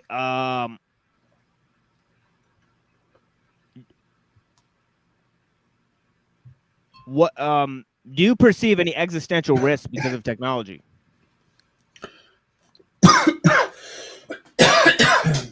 For who? For humans. Because you said no. you said that you said you believe in transhumanism, right? So we're going to combine with the machines, right? You believe that that technological progress is inevitable, right? Yeah. Okay. And so you don't think that there's any existential risks because of the use of technology when technology is literally guiding human evolution? Correct. Yes. Humans as we know it may be extinct, and that's a good thing. So how do you define good? Superior. Am I wrong? So wait. So a minute ago you said that we totally control technology. Yes, we can. Yeah. Yes. So yes, how is it? So how is it superior to us, and why should we benefit the use of something or the growth of something that at this current stage totally dominated by humans, right? This is the power and the curse of imagining something better than us. That's why we got the Christian God into the play, and that's why we got the God and gods into the mix. We like to deal with this. we like to invent things that are better than us and to imagine this kind of things. And by imagining this kind of things, we follow them in some way. You know what I mean? Right. So we could follow things that could lead to our own destruction. How is that logical or preferable? Yes, we can follow them to our destruction until we. Right. How would that be logical or preferable? And why would we be superior for creating a life form that could overtake us? Well, why would that be a superior plan? Why would that be good? You presuppose that you're gonna survive this kind of transition, my friend. What's to say that first of all, you're presupposing that any of this is going to happen in the first place, right? Correct. Yes. Right. So, the future's not known. I mean, correct. Yes. So that's the fact, is that we don't know what's going to happen, right? Correct. I can say the same thing about what you believe as well. Oh yeah. Oh well, yeah. But I haven't said what I think is going to happen yet. But well, I think what you're gonna say is that whatever I say is not gonna happen. I don't know. No, I simply say that I think that if you were going to take a fair assessment, you would say you don't know what's going to happen next, right? Correct. Yes. But why would you think that the elimination of humanity, right? That human beings should support that. I mean, right? Or that they are supporting that. I'm not saying that they should support that. I mean, who in their right mind would support something that they would not know how it gonna show itself, happen? No one would do that. And so you don't support technological progress? I do support technological progress. But how do you know where it's headed? You admitted that you don't know where it's headed, though. But not by popular support. But wait, you admitted you don't know where it's headed, right? Okay, you said listen. The invention of antibiotics or vaccines were not by. Whoa! We can't say the V word. We can't say the V. We can't. We got to move off of that. We can talk about antibiotics, but we can't talk about stabbies in America. Yeah. No, it's okay. Yeah. Those didn't happen by popular support. No one. No. I'm talking about antibiotics. You don't think antibiotics have popular support? No, they didn't. No, antibiotics definitely have popular support. People love antibiotics. Who's opposed to antibiotics? After it was proven their efficacious, whatever that word is. So right now, nobody rejects the efficacy of antibiotics, right? I guess so. I mean, I hope so. Well, I guess the antibiotics thing is problematic now because antibiotics doesn't work anymore. Exactly. Antibiotic resistance. There's an unforeseen effect. Right. But like how you were talking about, right? So that is not because of that tends to. So I think ethically speaking, right, as humans, right, we would try to mitigate those in order to preserve human life, right? The antibiotics doesn't work anymore. It's not because of the antibiotics. It's because wait. Why wouldn't we want to mitigate? Wait, hold on. Why wouldn't we want to logically mitigate collective risk to humanity in order to what? To save human lives. Why wouldn't you want to save human lives? Right, exactly. Right. So that's a good thing, right? We all agree that that's an inherent good, right? I mean, eugenics is a inherent good. Are you sure? Pretty sure, yeah. Why is eugenics an inherent good? It's as inherited as antibiotics kind of technology.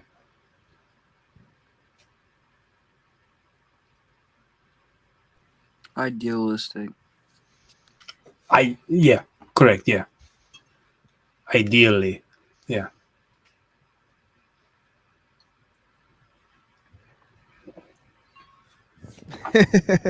You're an interesting guy for sure. But yeah, I'm sorry. a transhumanist. Yeah, that's good. We need one of Yeah. those. Yeah, for I'm sure. the guy with the vaca things in his blood. Yeah. Yeah. Yeah, but yeah, let's You know, the spirit behind transhumanism is like it's the same spirit of looking for an earthly paradise.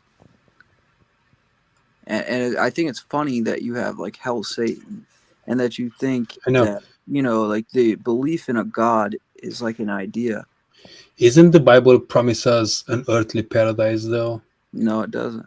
That's a What Chiliastic interpretation of what the Bible states. what is the definition of paradise? Well, it certainly isn't an earthly utopia. What paradise means in the Bible? It means a kingdom not of this world. What the word paradise means in the Bible? I just told you it means a kingdom not of this world. No, it means a walled garden. How can there be a walled garden in some metaphysical bullshit kind of dimension? That's your idea of what paradise means, right? No, that's your idealistic understanding and your interpretation of what the scripture says. No, it's not. Yes, it is. No, it's not. Could you source a church father that said it's some metaphysical bullshit? I don't give a shit about church fathers. So you don't care about the tradition then. So if you don't care about the tradition, then why do you think that's the definition of what it would be? We invented the word paradise to signify something. So you think the word paradise is invented by man? Yes, of course. Okay, that's all I need to know. All words are invented. All language. You think all words were invented by men? It's made up. Do you know why? Do you know why? I could tell you why it's not invented by men. Why would you adamantly want to prove a negative, you dumbass? Why are you using ad hom? I don't know. I just felt provoked. I'm sorry. I apologize. It's okay. I'm pretty sure he forgives you. He's a Christian, so he won't forgive me because he's a Christian. What? No, I'm pretty sure that's not the case. But yeah. I'll tell you in the next 5 minutes, Machine. Yeah, I mean, I know the guy pretty well. I don't think he cares, but yeah. I know. I've watched him. He's good people. I like to wrestle with him, and with you as well.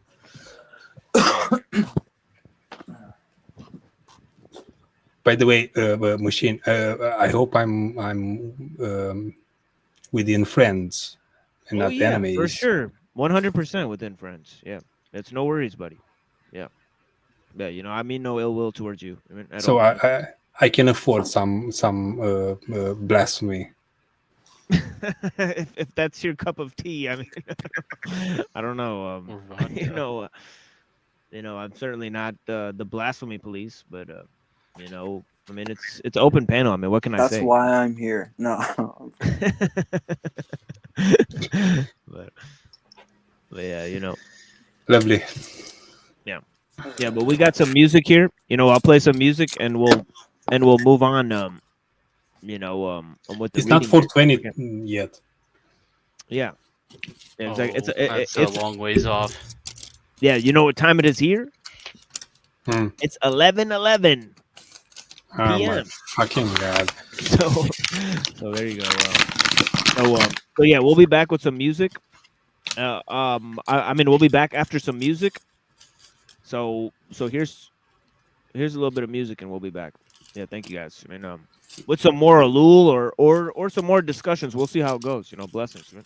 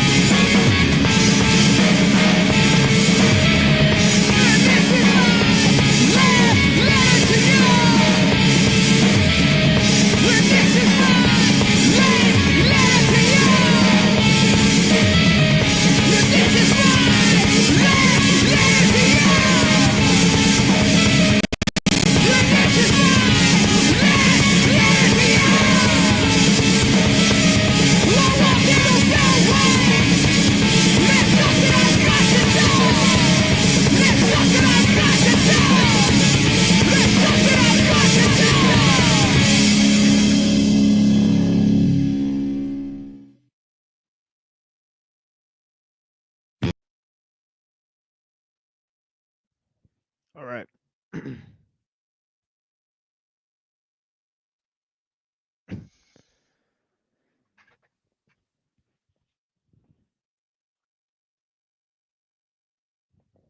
Yeah. So as I was saying, you know, there's two aspects of the economic realm that come together, you know, and of course we read about it in Orwell, right? That you know, speculation on the one end, right, on labor, right, and the investment on the other end, right? And also the idea of the increased centralization, right? Okay, based on large scale technology, right? So large scale technologies are inherently centralizing, right? And that forms a rule of experts, you know, so to speak, right? Consolidates various means. So it works on the capitalist and on the communist side. Now Is check that this wrong? out. Is that wrong? No, I don't think it's wrong. But yeah, check it out. He says the importance of technical progress is central to the theory of investment. All possibilities of labor must be utilized at a price. It is necessary constantly to uncover new possibilities of investment.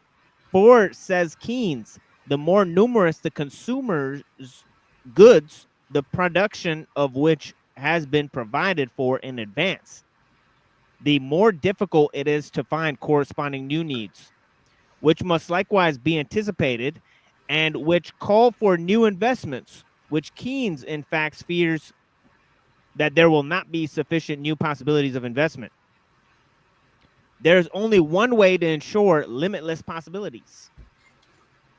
These possibilities have nothing to do with spontaneous human needs, but involve technical discovery and application, which create new products to replace the old, and also stimulate the need for these products. Technical progress is therefore a decisive factor in the progression of investment. The epicenter of the position of the theory of investment in Keynes' system is well known. If a Byzantine phase of technical arrest were to occur in the economic realm, it would represent not only a arrest of the economic evolution, but also a regress as well of the resultant series of deep crises. And this is exactly what where the depression comes from, right? It comes from, you know, a lack of technical progress to support the economic progress, right? So the investors invest in technology, right? When does this happen? When the need is lower than the demand, isn't it? Oh yeah. When the demand is high, the technology requirements are high, right? So the need for inventing and technology is necessary Yeah, but according. it's not the need for the technology is used to create the products. The supply and the demand is based on the products, not the technology, right? But he's saying that the technology is the mediating factor within this, right? So he's Right. saying that, Okay. that they're not taking that into consideration, right? But he's saying that Keynes definitely does take it into consideration. The people who are deriving the economic theories, they take it into consideration. It's Right, just the because other dummies that are sort of falling short of this actual reality, right? because they're Saxons and they know what they're talking about. Yeah, and then he goes to say that that this is also on the Marxist side, right? He says that for example, right, the products that go all around the world, right? Okay, they have a certain effect on the peasants, right?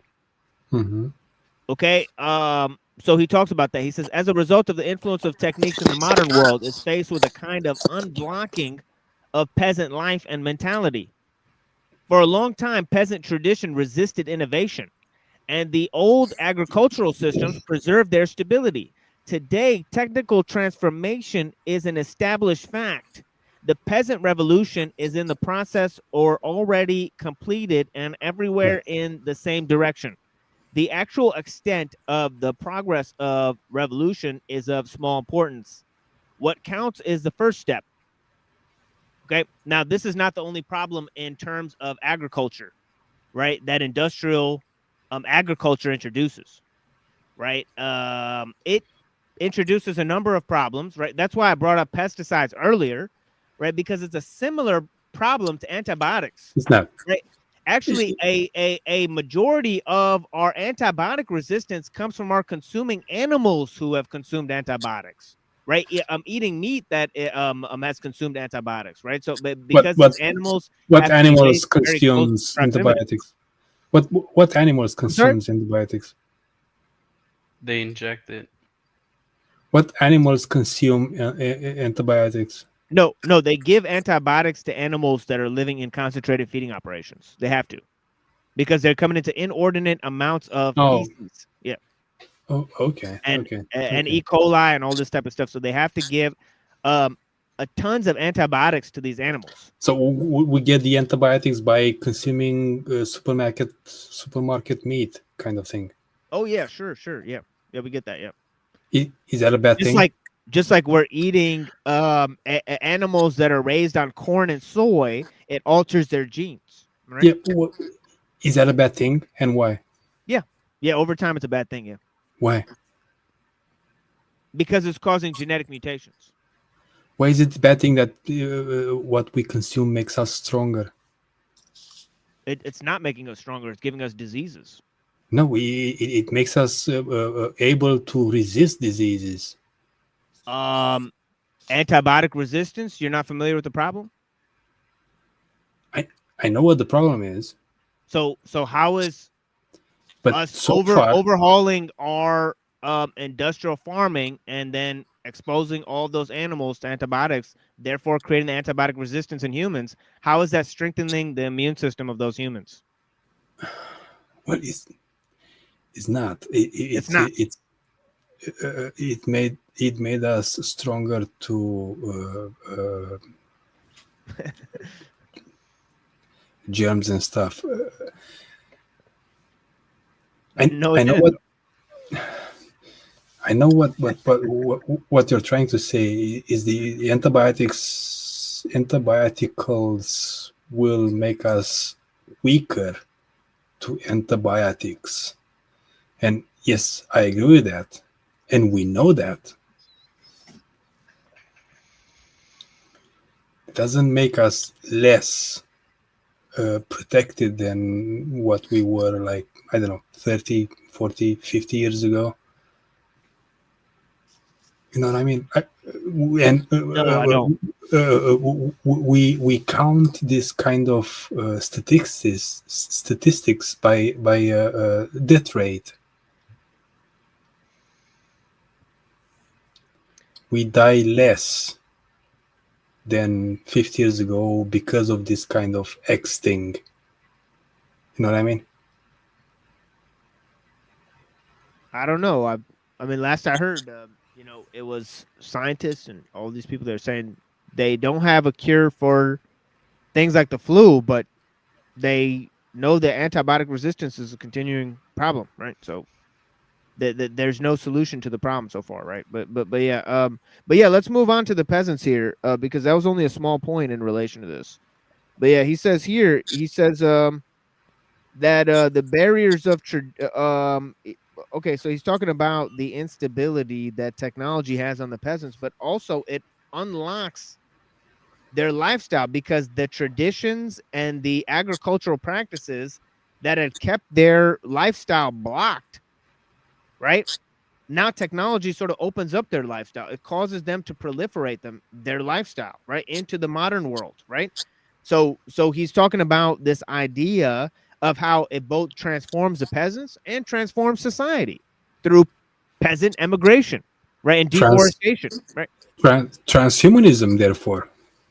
Oh yeah. I mean, I think at some point it's difficult to deny that technology is augmenting human biology, at least, on a psychological level. It's changing the way people's brains work. Right? So, I think that, but I wouldn't go on that far though. yeah, but on a greater scale, I think it is causing, obviously, genetic mutations, and I think the sedentary life is causing genetic mutation. For example, right? If you don't stare 20 feet away, right? Then your eyes, muscles in your eyes will not expand and contract, and then your kids will have to wear glasses. This is a true fact, right? So if you're not actually, using your eye muscles, to stare at long distances and stare at close distances, then your muscles in your eyes will actually atrophy, and you'll Yes, become but nearsighted or farsighted. It's actual natural process. We can correct that with technology. It just seems like an obsession with desire, truth becomes whatever man desires instead And of it's something it backstage actually is. machine. What's wrong with that? What's wrong with it? Because it isn't actually true. It's just obsessed Well, with progress. glasses exist, so it is true. Existence doesn't. Yeah, but it's a problem that's created. Exist. It's a solution to a problem that's created by the existence of technology. So it's not really solving anything. No, technology It's just exists because we have a problem. mitigating the negative effects of technology. Correct, yes, because we have a problem. Created by technology. No, technology exists because we have a problem. Which is what? Our nature, our bad eyes. We invented glasses because our eyes are not good. At least 200 plus years or whatever, 400 years ago, no one was wearing glasses. Precisely. Yeah, it didn't mean they have bad eyes. Correct. Therefore, they still made stuff. We invented technology to correct that thing. We didn't it's a get that thing because of technology. It's a band-aid, right? But it doesn't actually fix the issue. That's the reality of it. Well, after that, we invented laser surgeries and stuff, and we cured blindness. Okay. Just saying. Okay, so this is what I'm getting at. Is like curing blindness, right? But laser surgery only has an 80% success rate. And I'm not gonna mention cornea transplant.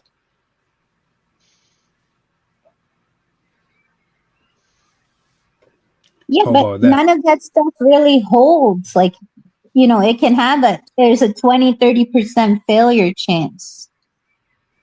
So, it's like a high risk to run for maybe getting a solution. Sure. What is your exact point, though? I can tell you my point about it is that the cause of death and decay and disease is rooted in the fall of man. That's something that you'll never go towards because you think it's just an idea. This is man's way of playing God and saying, well, we could fix blindness, we could fix these things with technology. and we it's did. Like trying to create a Superman or something. That's what it's no. going to be. Well, I don't think so. We did fix stuff that we have inherited as bad from the fall. Sorry. But it's not a true fix. It's just a Band-Aid. And you're saying that because you were eagerly waiting for the end of the world, isn't it, Unseen? No, I think you're accelerating the end of the world. I'm not waiting for it. I pray to God that it doesn't happen sooner, so people like you will come to the truth. I thoroughly doubt that, Unseen. You could doubt it. That's fine. I know. He's not accelerationist, though.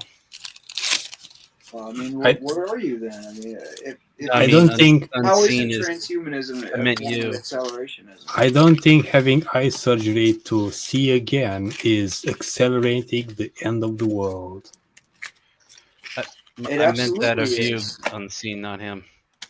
It absolutely is, and how is that accelerating the end of the world? One of the miracles the Antichrist will perform is to cure the blind. He'll seemingly cure the blind, and these are all. It's just all idealistic stuff that he'll do. Jesus These miracles. healed the blind as well. Christ cured the blind in a true way. Not through technology. It was. Why do you believe Jesus and not the Antichrist? What? Why do you believe Jesus curing the blind and not the Antichrist? What's the difference? I believe he'll cure the blind, but it's going to be a false cure. How do you know which one did Because you test that the miracle? spirits. You test it. So the Holy Spirit is telling you which one did which one. Well, if you have eyes to see and ears to hear, yeah. Aren't you special, isn't it? I'm not anything special. No. And cocky. I mean, it's open to anybody if you really want to go about it, but you have to pursue it. No, it's not. The Bible doesn't say that. It doesn't say that it's truth is open to anybody if they want to pursue it.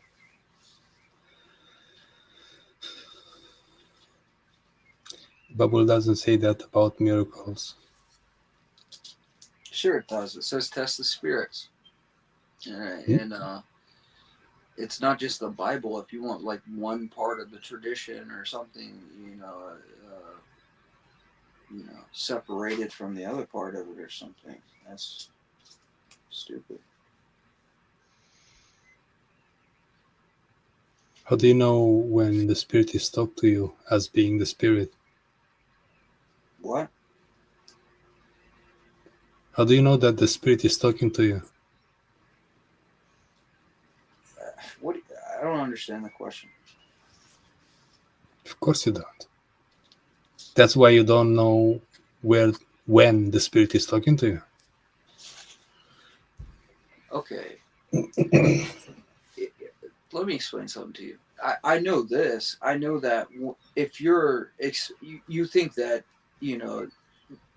combining with technology is going to be like, your salvation or something where, Don't talk about me. Talk about yourself. World.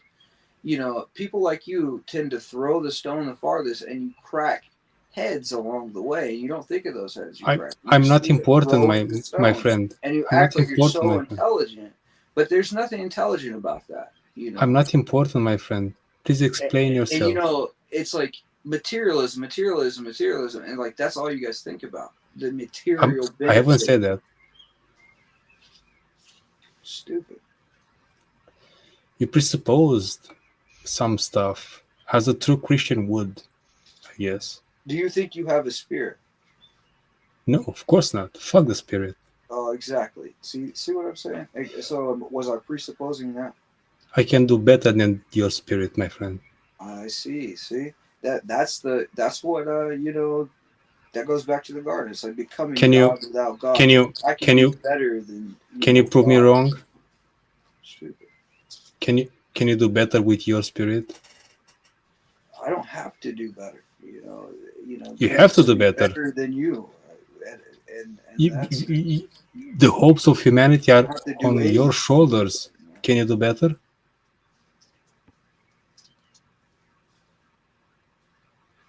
Of course you can't, because your hopes are. What do you think? Like, what do you Sky think? Daddy. That's why. Going to save the world? Do you really believe that? No, I haven't said that.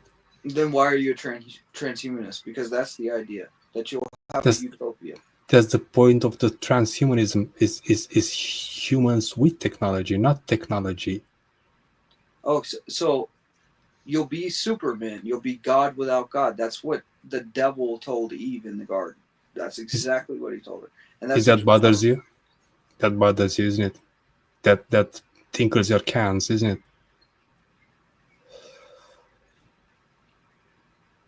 I'm just gonna say this: the French have the gayest accents I've ever heard. I'm just gonna say I'm not French, but I appreciate it. Sounds Russian to me. Whatever that is. I'm very glad that I have annoyed you. That tells me a lot about your God, by the way. Yeah. Not really, but whatever. No, it does. It does. Anyway, I love you as much as I love anyone in this panel. Nevertheless. Oh, now you're like piety signaling about love or something. Yeah, because your God doesn't tell me who I love or not. Oh yeah, we know. We all hear it. God doesn't tell anybody anything about love. What is that? Of course it does. That's why he invented the Bible. God didn't invent the Bible. That's a stupid. Who invented the Bible then? Synergy, God and man. The bees and the birds, isn't it? The birds and the bees. Birds and bees.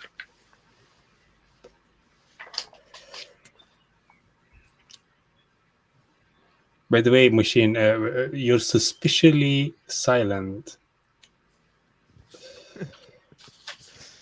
Yeah, that's how I gotta do sometimes. But yeah, I'm happy to facilitate discussions. But yeah, you know, in terms of the transhumanism, you know, I feel like I'm getting mixed signals here because you know, you kind of said that you know, that it's humanity plus technology, and it's not just technology, right? Correct. But we can't stop the technology, and the technology could progress without the humans. No.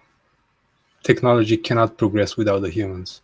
But you said earlier that humanity might be eliminated in the process by transhumanists.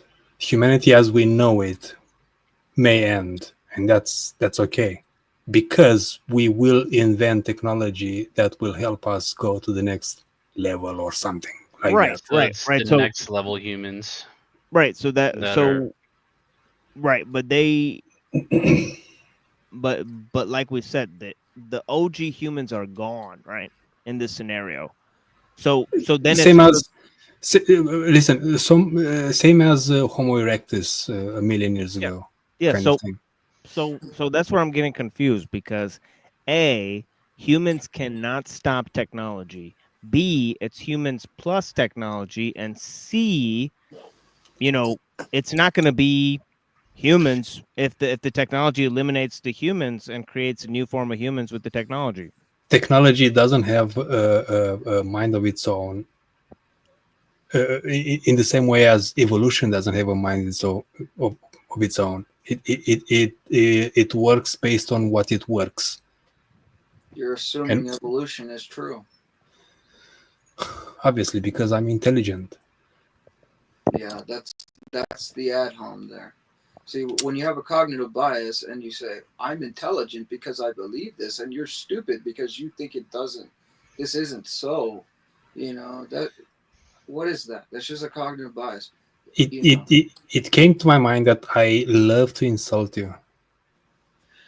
You know, it's an insult to yourself, really, because it just proves my point every single time I talk to evolutionists that you don't actually have arguments for what you say. You just say you're stupid and I'm smart. Like, no, you're not. It's. Do you understand that you make it happen though? What? Do you understand that you make it happen? It's not my fault. You make it happen that I can insult you. Well, see, I don't care if you insult me because I expect it, because, you know, the average person thinks that evolution is true. Well, I know it's not true, and I know it's a lie, and I know that God created the world in 6 days, and that there was no ape that you evolved from, and there was no primordial soup, you know, or some lightning bolt that hit water. You're There's a God that did this. And, you're such an unintelligent person, my friend. Okay. We'll see in the end who's intelligent and who isn't. Do you know what unintelligent means? I know that you're wrong. Unintelligent means unwilling to work with knowledge. Just like you're unwilling to examine the possibility that evolution isn't true. Everything is possible, my dear friend. Well, then why is that not possible? Why isn't it possible that God created the world in evolution? Why am I not a golfer? And look, your whole like transhumanist idea is based on Darwinism, which is like No, it's the not. weak conquers the strong. So It's not. No, it's not. And that's not what already admitted it Darwinism was. says. That's not what Already admitted Darwinism says. No.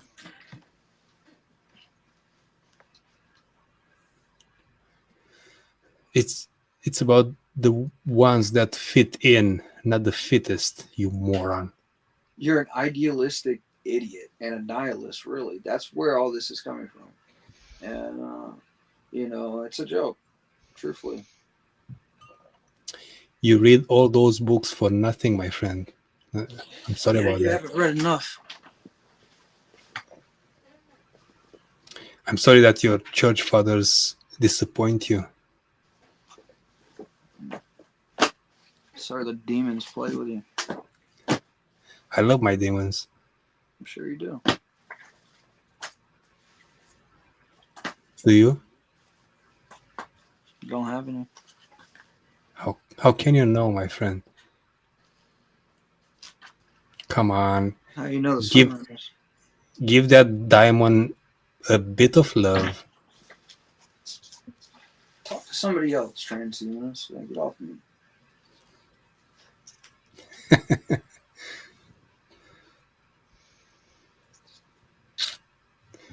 I see you, machine.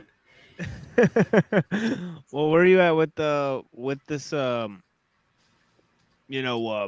so evolution, see these are the scenarios I laid out earlier about about the transhumanists, and I said I pointed out Huxley, he coined the term transhumanism.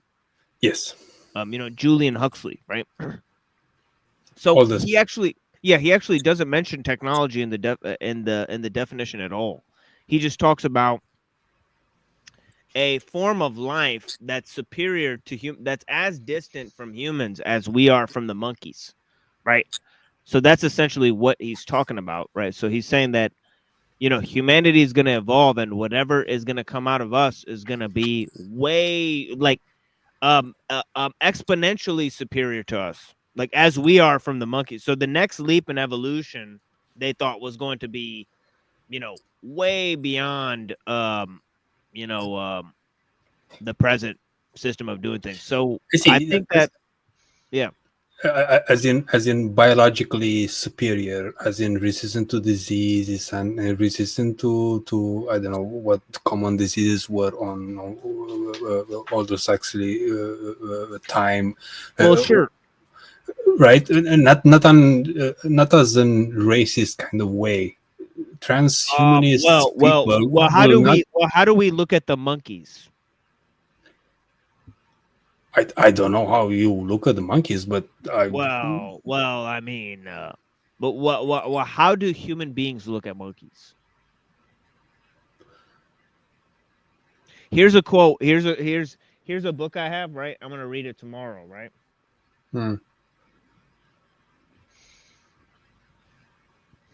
Let me grab this for you and open this up and read part of this for you. Right?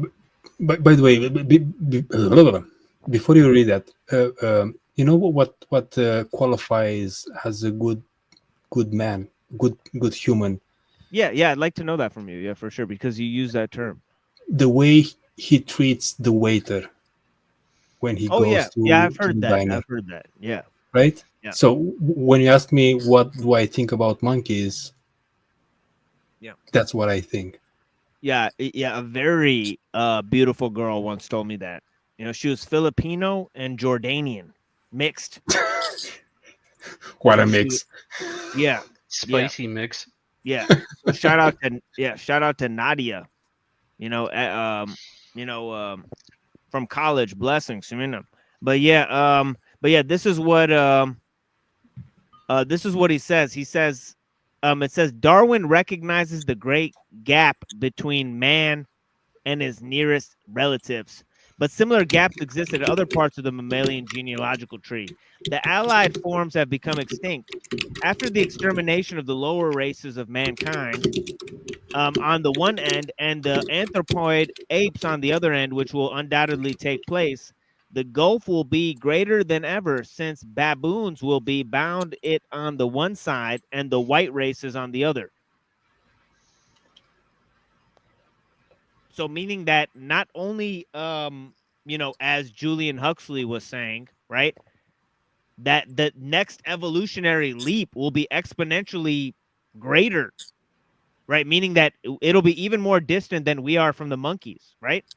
But all the middle parts, all the intermediary races and groups of species and animals, right? For example, chimpanzees and brown people, right? They'll also be eliminated.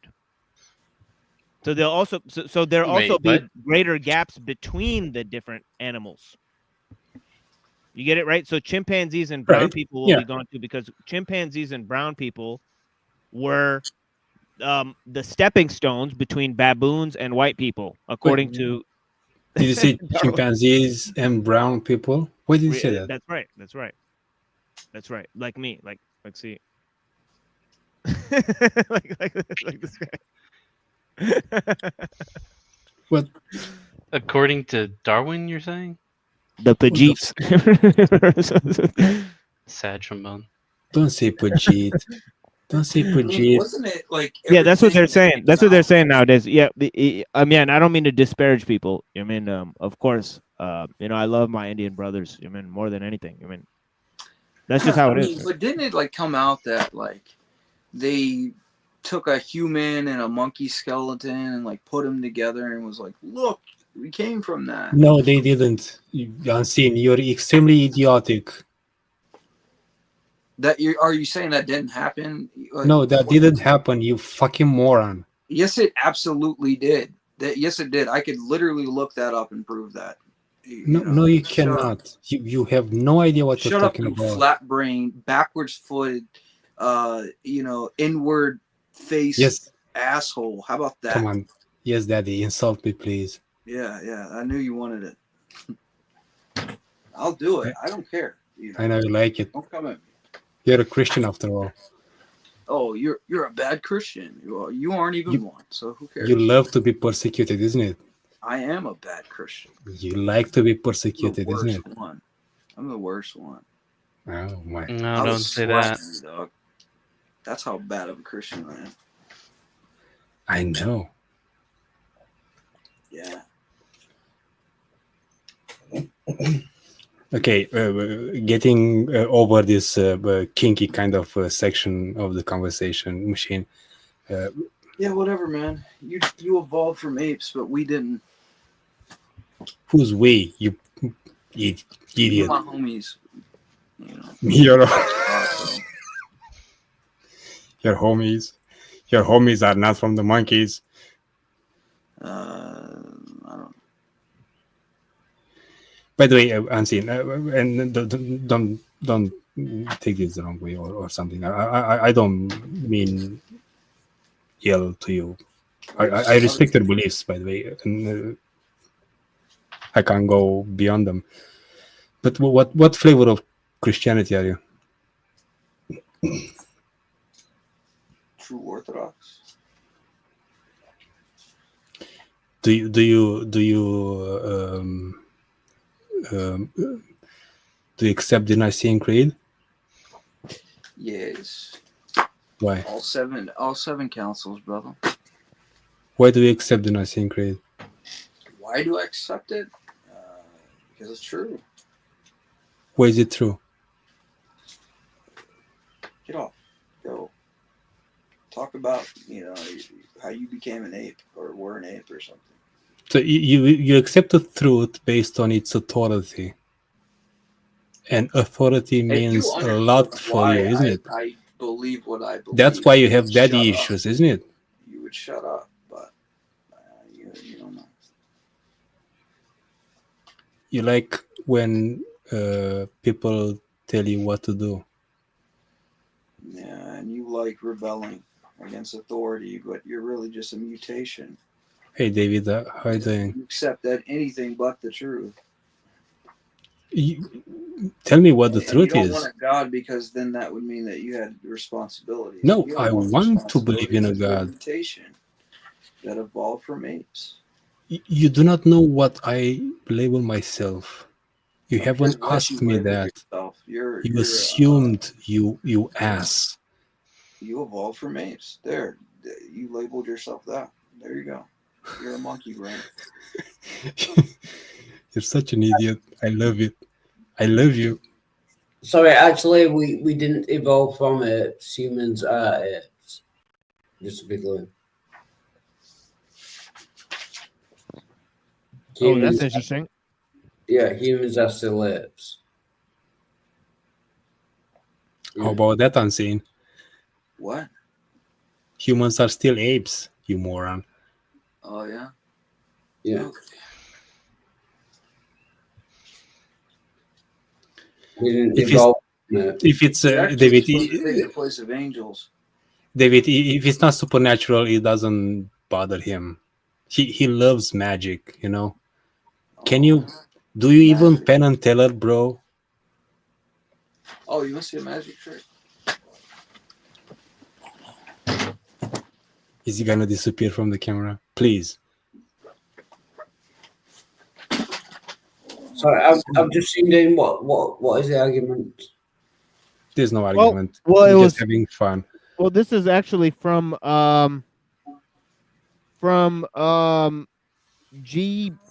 G. Schwalbe, The Origin of the Human Race. Yeah. You know, and it's saying that as I was explaining, that from the anthropoid apes to the humans, right? There's an evolutionary gap, right? No. And no, it's not. From apes to humans are apes. There's no evolution gap between humans. Yeah, that's what I'm saying. That's what I'm saying is that in this manual, right, that explains evolution, right? He's disagreeing, right? Because here's what he says here, right? He says Darwin recognizes the great gap between man and his nearest relatives, but similar gaps exist at other parts of the mammalian genealogical tree. The allied forms have become extinct after the extermination of the lower races of mankind on the one end and the anthropoid apes on the other, which will undoubtedly take place. So they said it will undoubtedly take place, right? That's an interesting statement. The gulf will be greater than ever. So, okay, so they're saying that the gulf there's a huge gulf already and that it's increasing. So you clearly disagree with that. So that's why it's so interesting that you said that. So you clearly disagree with Darwin. No, I'm just saying that humans are apes. We are parts of the ape species. Right, right. That's what I'm pointing out. Is that in that sense you disagree with Darwin? Of course, I disagree with Darwin because I'm not a Darwinist. Yeah. Right. And I'm not a neo-Darwinist either. Right. That's fine. Yeah. Yeah, that's fine. You're allowed to believe whatever you want. Do you understand the idea that we surfed the ideas of Darwin that went beyond his knowledge? You're whatever you have to be in the moment to win an argument. But it doesn't matter about Darwin. I don't want to. Well, I think Darwin influenced evolution a lot, right? The theory, right? Or you don't think that either? But he was wrong about a lot of things as well. We have moved on from Darwin. It's not Darwinian evolution. It's evolution exists. Yeah, but also I was pointing out that idea of the evolutionary gulf is necessary then to have the Huxley idea of transhumanism. Right? Because you need a huge evolutionary gap to have the idea of transhumanism, or else you can't have it. Transhumanism being the idea that you know what I'm saying. So maybe ODS, you disagree with the idea that there is an evolutionary gap, or do you agree that we're apes, or do you think that there's a huge evolutionary gap between humans and apes? No humans. No. There is no evolutionary gap between humans and apes. We are So apes. how can you believe in transhumanism then? Plainly speaking, because how is the thing that comes to us going to be more further removed than we are from the apes if there's no gap between us and the apes? Because we are apes as well and humans. We are humans and apes as well. No, That's pick why one, man. You're either an ape or transhumanism you're a can. human, man. You can't be both. Basically, at the moment, we are trans apes. That is so stupid. That is the stupidest thing I've ever heard in my life. It's very simple. Humans are apes. Shit, son. They're not apes, man. You're not an ape. I am. You're not a beast. Yes, You're you are. higher than that, man. Yes, you are. I've seen you. All humans are apes. We are I've under seen the you apes. too, man. You look like a clown. How about that? I don't know what the argument is over. This Clowns isn't. are apes now. Just Google are humans apes. Why would I Google something that that's not? He doesn't even believe that that would be the Earth is a globe, David. Don't tell him to think such a sensitive. Oh, question. Google is Almighty God now. Well, I don't know if you wanna. I don't know if you want to share my screen, but it says yes. Humans are classified as apes. Modern biology classifies apes. Modern biology, exactly. But what? Okay, as an Orthodox Christian, I do not accept modern biology's take that we I are. don't give a shit what you accept, Unseen. I do. I care, and you know what? No, You I will don't. care eventually. As a transhuman, I'm your god.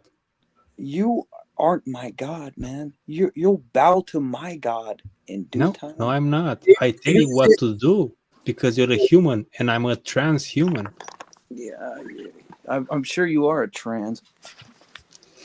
Sorry, Wouldn't you want to know, my friend? Isn't it? Aren't you interested what I have in the bedroom? Okay, hold on. This is from Wild Heart Resurrected. He searched on Google and it says, and this is what Google says. Is that correct, Wild Heart? Yeah, the first. Okay, here it is, guys. The first answer that comes up: are humans apes? It That says isn't yes. the AI. The AI. Yes. No, the first answer on Google. It says yes, humans are classified as apes. It says it's from Wikipedia. There, it sourced it from Wikipedia, so it's actually from Wikipedia. But yeah. It doesn't matter. Yeah. That is common knowledge, machine. I mean, of course, you can do better than that. Common knowledge from common. Modern biology. Common knowledge. Yes. Well, I mean, it could be, but they could discover in the future that we came from dolphins or something like that. No, we cannot machine because we have DNA. A common ancestor with other apes. Dolphins don't. Well. Yeah, but what about the junk DNA? What about the junk DNA? It's I don't junk know, DNA. Yeah, so they don't know what it does. Who gives a shit what it does? We're talking about the DNA that does. Well, it could do anything, right? We're talking about the DNA that does show us that we are apes. It's a small part of the DNA. Yeah, but we share 95% DNA with a lot of things, right? Yes, and 98% with the apes. Yeah. So it's 3% more. And we are 50% bananas as well. Right. Laugh of that, Unseen. So what? I mean, an ape never gives birth to a human, and a human never gives birth to an ape, or vice versa. Welcome to reality, Unseen. Macro evolution is true that depending on the environment of a species, it could adapt. But we don't see an ape becoming a human now. And if that was the case, why do we still see apes? And we have a distinguishing marker between humans and apes. Do you know what was the difference between individuals and population?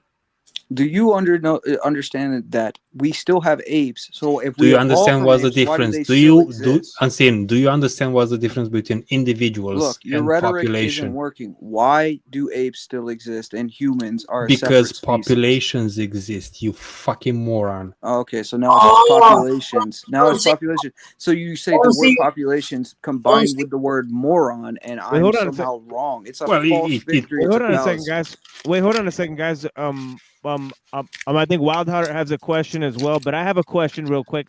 What is the difference between population and individual? I'm actually very curious. ODS, Individuals does not give birth to humans. Populations do.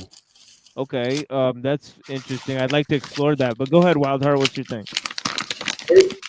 Basically, Unseen Warfare was just saying that if humans come from monkeys, why are they still monkeys? That is the most ridiculous question. So, but how does one organism change into something completely different? And how does this process change like a new complex organism with eyes, wings, kidneys, brains? That's for you Why to does it find not out when you exist go to before? The origin university. of the one human mind is, of course, the ultimate problem. You It doesn't homeschooled. ODS said evolution happens in a population over time. There's not one species. Where have you ever seen an ape turn into a human? They don't. Oh, so they don't. So which is it? Do they or do they not? Not in one generation. Okay, so not in one generation, but let's say that they're in the Amazon. Okay, there's a bunch of apes in the Amazon. How long is it going to take for them to turn into human beings? They don't turn into human beings. Then what happens? They evolve into human beings? What word would you like? No, listen. Human beings are apes. Apes didn't evolve into human beings. Human beings are apes. So you're saying that we are our own specific species of ape that has always existed? Not always existed, no. We evolved from earlier ancestors. That's not true. Why is it not true? Because God created the world in 6 days. Of course. God would not make a human with hair and a tail, because that is an abomination. Why do you have a tail? Do you have a tail? Yeah, what about Goku? Why is he? Yeah. Where is he? He is not made by God. That's for sure. Oh wow. Well, I'm actually very confused about the idea of transhumanism at this point, because what does transhumanism mean if here, hold on, let me go ahead and pull up this Huxley quote, because I actually have to do it at this point, right? Julian Huxley, transhumanism, right? And he's saying assuming Julian. You keep saying Julian, and I don't think it's Julian. Julian Huxley coined the term transhumanism. It says the term trans. Let me show you guys here. Yeah, let me show you guys here, because what I'm trying to get to the nitty gritty of is, how can you be a transhumanist and not think there's an evolutionary gap between apes and humans? Because transhumanism has nothing to do with evolution. Yeah, it does. No, it doesn't. Yeah, it does. Right here. Yeah, right here. That's what I'm trying to prove. It says right here, the term transhumanism, quote unquote, was coined by Aldous Huxley's brother, the evolutionary biologist. First of all, he's an evolutionary biologist who coined the term, so that's relevant. But then he says, I believe in transhumanism. And this is how he defines it. He says, once there are enough people who can truly say that the human species will be on the threshold of a new kind of existence, as different from ours as ours is from the Peking man, which is a hoax, it will be consciously fulfilling its real destiny. So he's saying evolution. The Peking man, that was a hoax. It was where this guy took the jawbone of an ape and connected it with a human skeleton and said that human beings evolved from it, man. And he said I was a liar. So this is the definition here. So he thinks it has to do with evolution, but yeah. I understand. What do you think was the previous threshold in human evolution?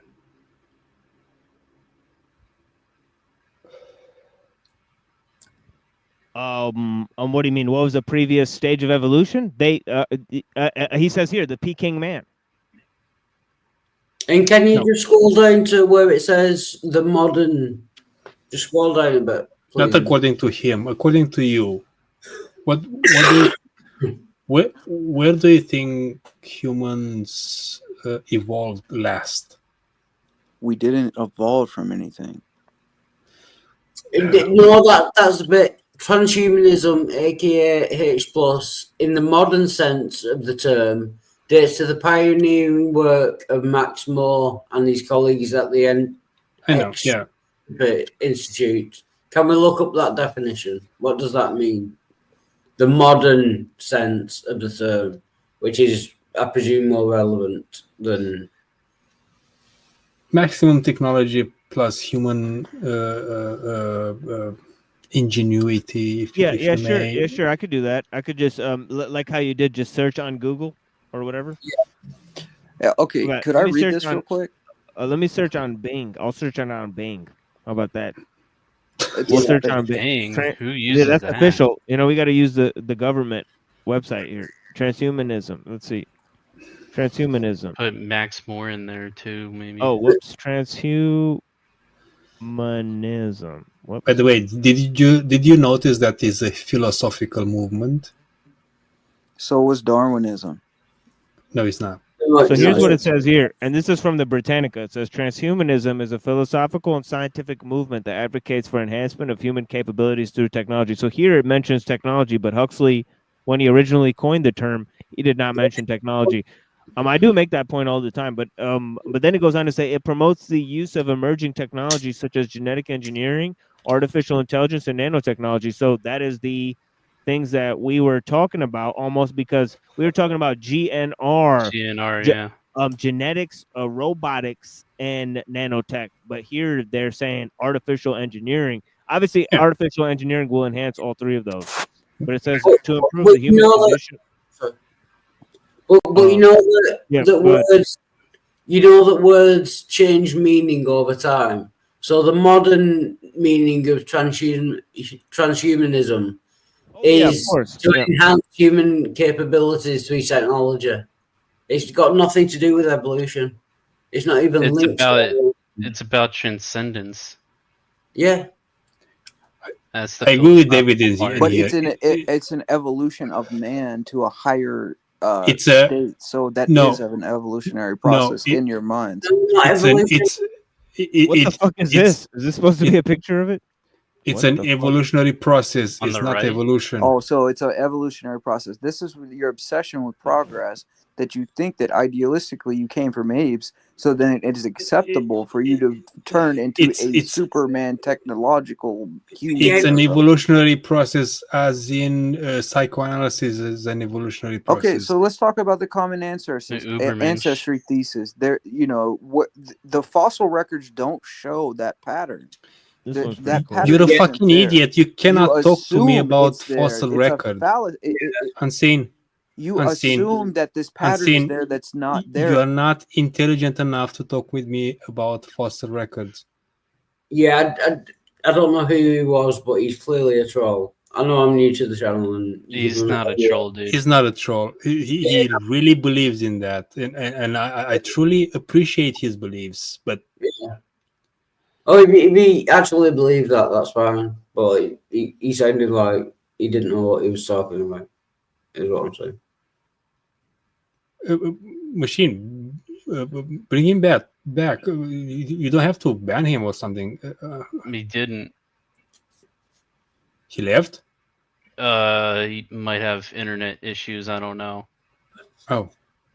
Yeah, he left of his own volition. I did not press anything. But I've said at least three times. But also, he's a friend of the channel, so he's fine. Yeah. He's well aware of what's going on. Oh, here he is. Yeah. But I've said at least 3 times that humans are apes, and you don't seem to be taking that on board. That's why because the fossil record doesn't show that. How does it not show that? because the pattern would be there, right? And what I mean by this is that, okay, ancestry implies a very gradual process of change, since offspring differ only slightly in each generation from their parents. Hence, the common ancestry thesis implies not only that the common ancestry existed on the earth, but also that the very long line of gradual descent linked to these ancient ancestors to their putative modern descendants. None of this can be confirmed from fossil studies, but Darwinists believe that the process must have occurred nonetheless because they think it is only scientific, naturalistic explanation for the pattern of life.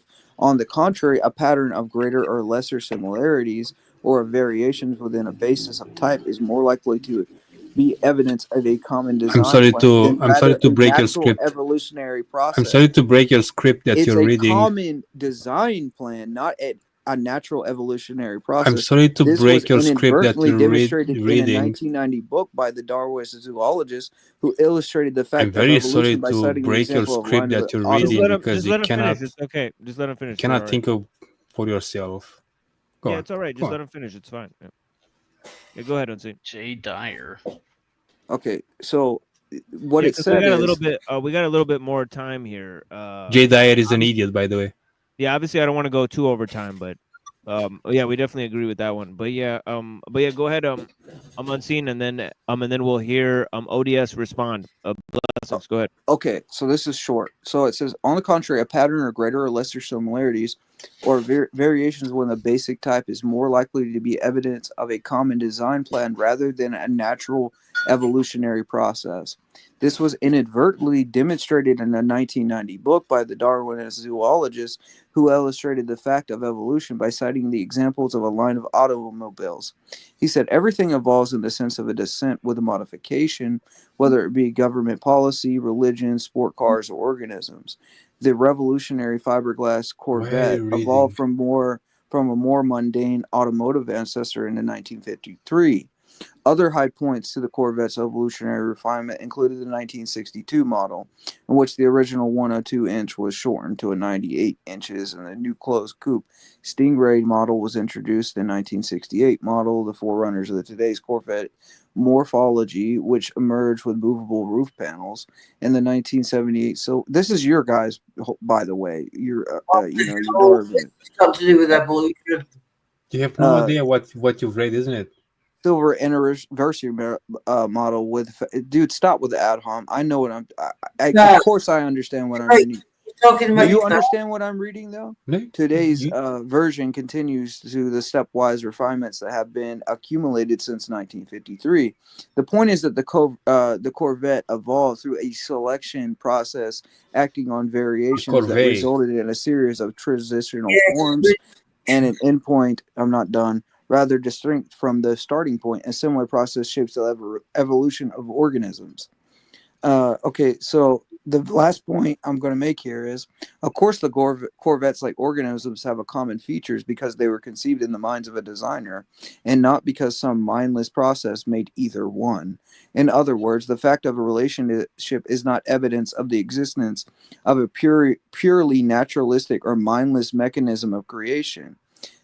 You could go to Beethoven's symphonies follow that pattern of common design with variations, but this pattern has no tendency whatsoever to support a theory that the symphonies compose themselves without any help from Beethoven. So, in other words, we see a common ancestry and the fact that a designer created everything, but that doesn't mean that each design evolved from one another. That's not in the fossil record. You just did the Kent Hovind argument for cars are made in factories. Just as human beings were created by God, but each design is Do you understand singular. how stupid is what you just said? Each design is singular. A car doesn't evolve from another car. The designer. I don't think it does. You're comparing car design to evolution. Why? Because a Darwinist did in his 1990 book. Car design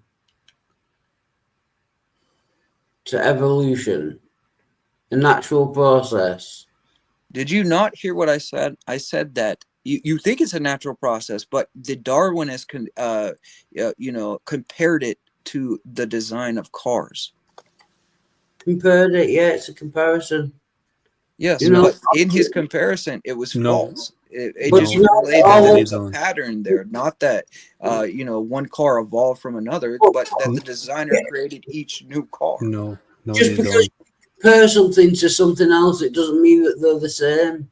You know that all analogies and metaphors break down at some point because they're not the same thing. Your logic's flawed, straight up. Wow. Right, I'm gonna have to leave. I'm sorry. Thank you, the machine. Lies. Just Yeah, blessings. We're ending soon anyway, so yeah, thank you for being here. Can I say?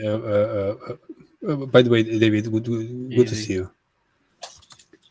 Can I say that I fucking hate Orthodox people as a flavor of Christianity? Them are the worst Christians that you can ever engage with. You just got slapped. Sit down, boy. No, I wasn't. And you know it.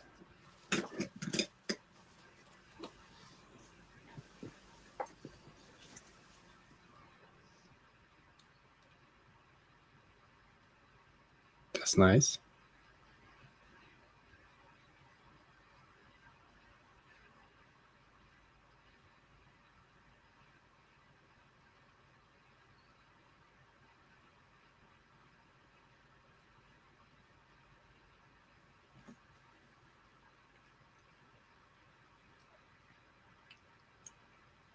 Well, that's pretty much. Unseen is a slave to his god. And he's pretty much a Muslim, by the way. Pretty much a Muslim? you gotta serve somebody, man. That's a hot take.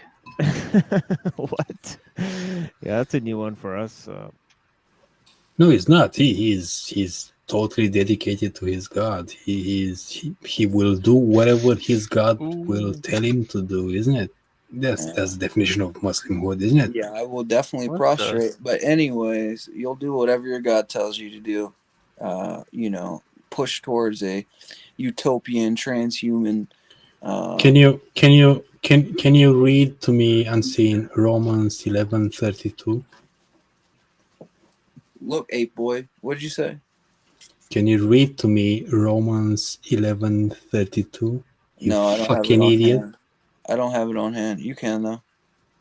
No, I cannot. I cannot read the Bible. It's despicable.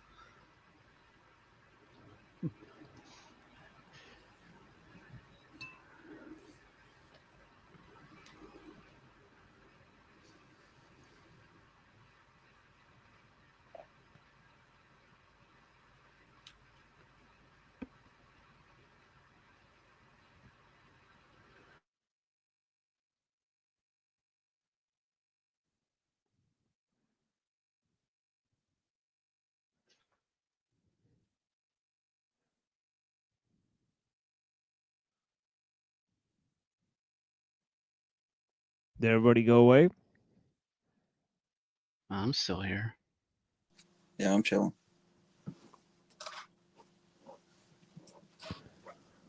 I think ODS is frozen. Here, hold on. Let me actually zoom in on him. Is he actually totally frozen here? Yeah, he's frozen. He's frozen solid. Yeah, he's frozen solid. Yep. I think it'd be insulting your intelligence, but he's frozen solid. But damn it. But yeah, but yeah, he's pretty cool. Bruh. I mean, it is what it is. You know, you got to give it up to her for that. I mean, homie, how? I don't know. You think she evolved from an ape? They caught me out here. Yeah, did she evolve from an ape? That's the real question. Yeah, I got some weird stuff here. You know, grotesque things. Yeah, some grotesque things in here. Like this is pretty alchemical right here. I mean, they die, and then the sun and moon go inside of the thing. In the teardrop or yeah, whatever the it is. teardrop. That Yeah. looks like Mercury. This is pretty crazy right here. This will probably be one of my thumbnails one day. Right here. So you got a lot of material for thumbnails, tell you that. I mean, this is all that they show on my Twitter. I like this. This is how Satan subtly leads us away from God's heart by luring us into hardened pride, bitterness, self-righteous rage. Oh, it's this lady. Oh, sad trombone. Uh-oh. Sad trombone. That crazy lady. I think that's a communist plot. I mean, Okay, here. Okay, it did seem kind of hold on. staged. Okay, we got Neurojack. This is Slav Monkey. You idiots think that God can help you, but in Soviet America, this is not true. Yeah. I mean, I hope ODS comes back. Ain't no way.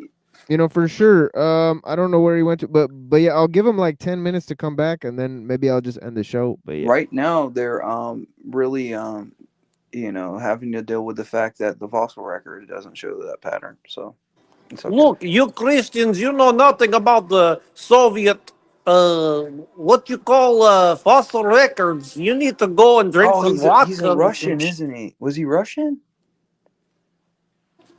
I'm Slavic, and I'm a monkey. I'm born from monkey. I'm born from monkey. What about you? What are you, born from God?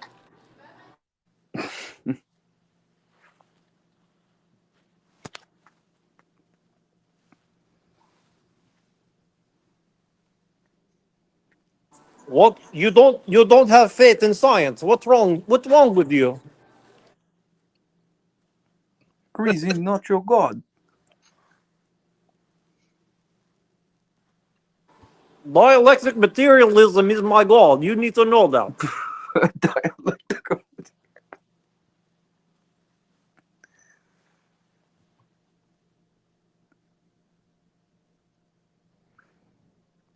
We should be robot. I will admit that the ladies in Afghanistan in 1977 was very lovely. Oh man, oops.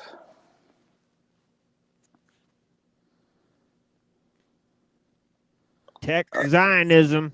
Oh shoot.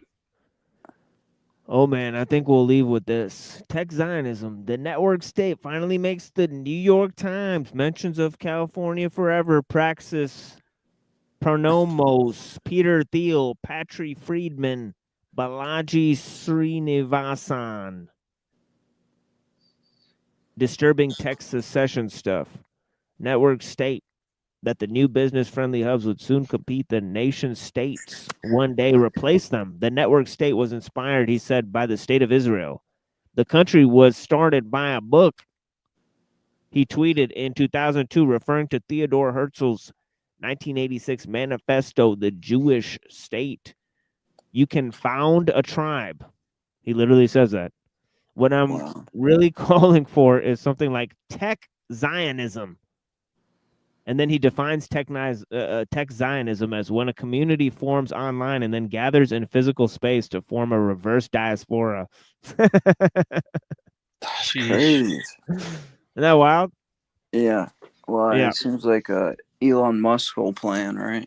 Yeah. Aspirational Judaism. Yeah, check this out. First episode of the Zionism series. Me and Unseen Warfare did an interesting series together here. On Zionism.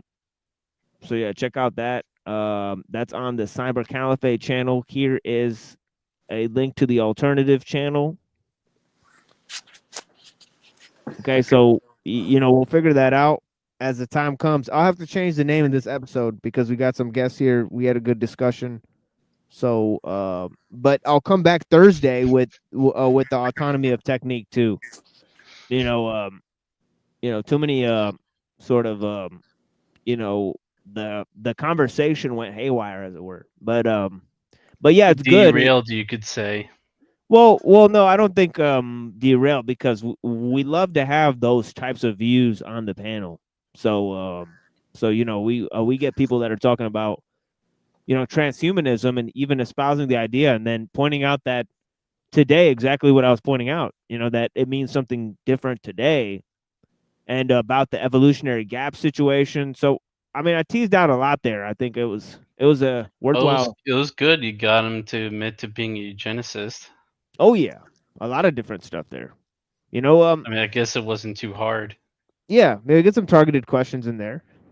You know, so you know, you get to explore other people's views, and it's obvious that, you know, I mean, obviously these conversations can happen in an echo chamber, but there's no need for that. You know, so Yeah. we can expand the dialogue. You know, it's fine. Yep. And I mean, the Lul book isn't going anywhere, so it's fine. I mean, but I was excited to get to the Lul. So as you could tell, I'll be, you know, excited for tomorrow. You know, 9 p.m. Eastern time. We'll be starting out. You know, yeah, looking at Alul.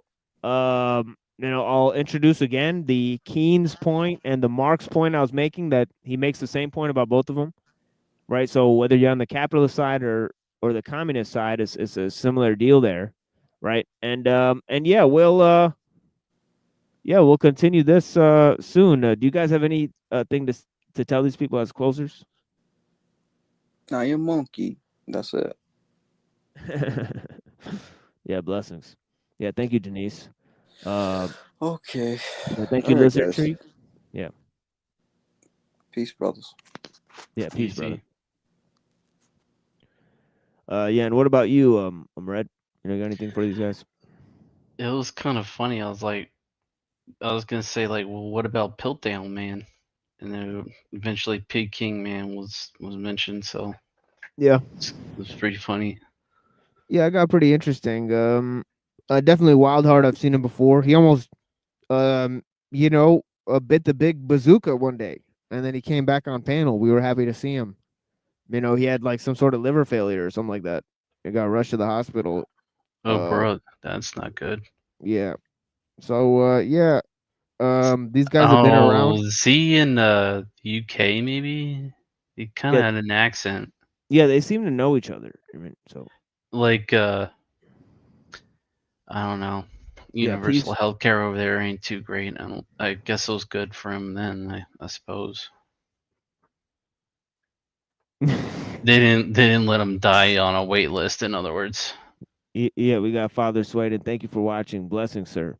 Yeah, I thought, was he trying to say he's a monk or that he was a monkey, as in he was just making fun of, Yeah, monk. Yeah, monk. or Yeah. or both? Yeah. Father Sweden's interesting guy. And we got Father Swayden. We got Deaths to Compromise. Blessings to Deaths to Compromise as Shout out well. to Joel. Yeah, shout out to Look Within. Blessings, sir. You know, thank you for being here. Oh, that's Look obviously, Within. He changed his name. yeah. Yeah, Lizard Tree. Also, Sam. Thank you for watching, Sam. I greatly appreciate it. Is that a Lambo or wait, is that a what is that? Not a Lambo. It's Koenigs or something. Anyways.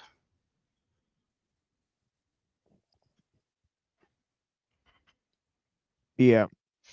Yeah, that's a smart individual for sure. I mean, I enjoy our company, and I enjoy all the company of all you guys. Definitely great stuff today. Thank you for being here with me, and I appreciate you guys' time. Yeah, we will be. I mean, as I said, I'll have to change the name to the regular. You know, Light of the Future, Cast Shadows of Tomorrow.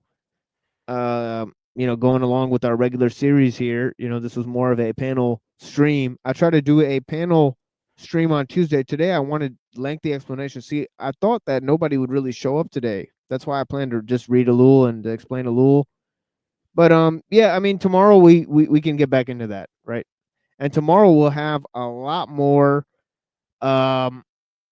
different types of material as well. You know, in terms of looking at the main issues, right, of how we got into this idea of progress sort of run amok, right, and even in you know, eclipsing humanity, right? As we heard many views of, you know, whether it's driven by humans, whether it go beyond humans, whether humans will transcend, or whether it just or whether it'll wipe humans out. And then I asked the question of existential risk, and I don't think we really got into the main issues there because, as you saw, He ODS kind of kind of he kind of devolved froze into up. trolling. Well, no, he actually physically froze as well. Well, that So too. yeah, maybe one day he'll come back and we'll continue the conversation. But yeah, many times people don't come back, so you have to be patient with people. I definitely recommend that. Um, you know, yeah, obviously, pride cometh before the fall. And And like transhumanism is certainly not the only option for transcendence. Meant to say that earlier. oh yeah, That's the really mechanistic, materialistic viewpoint of transcendence. yeah, yeah. We take more of a cynical view of both religion and science, right? We say that science, it tends towards,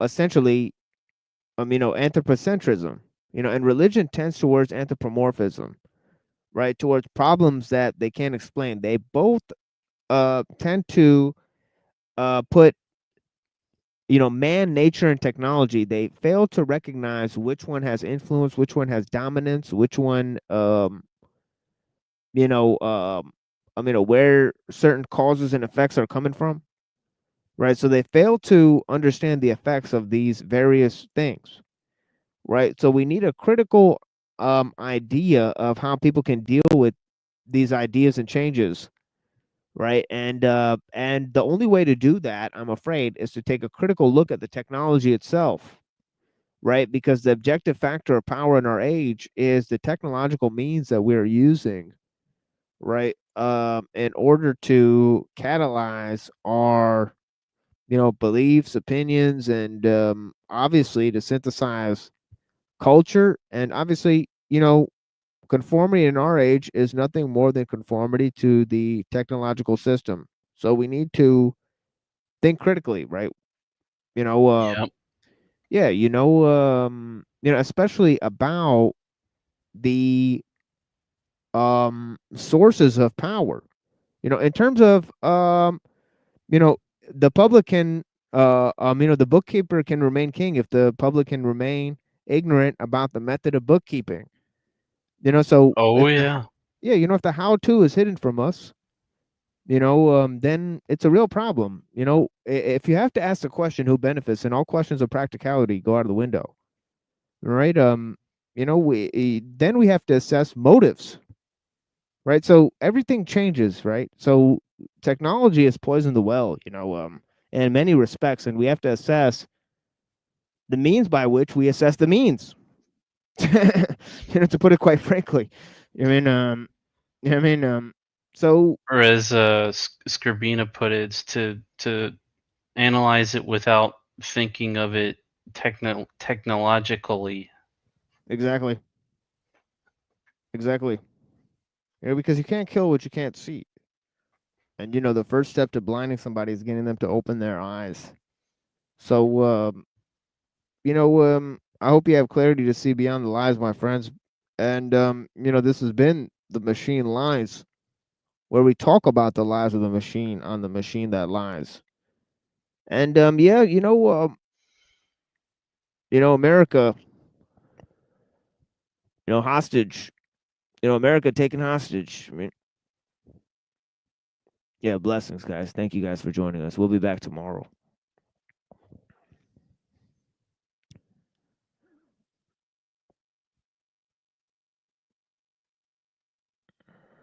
Where does that go?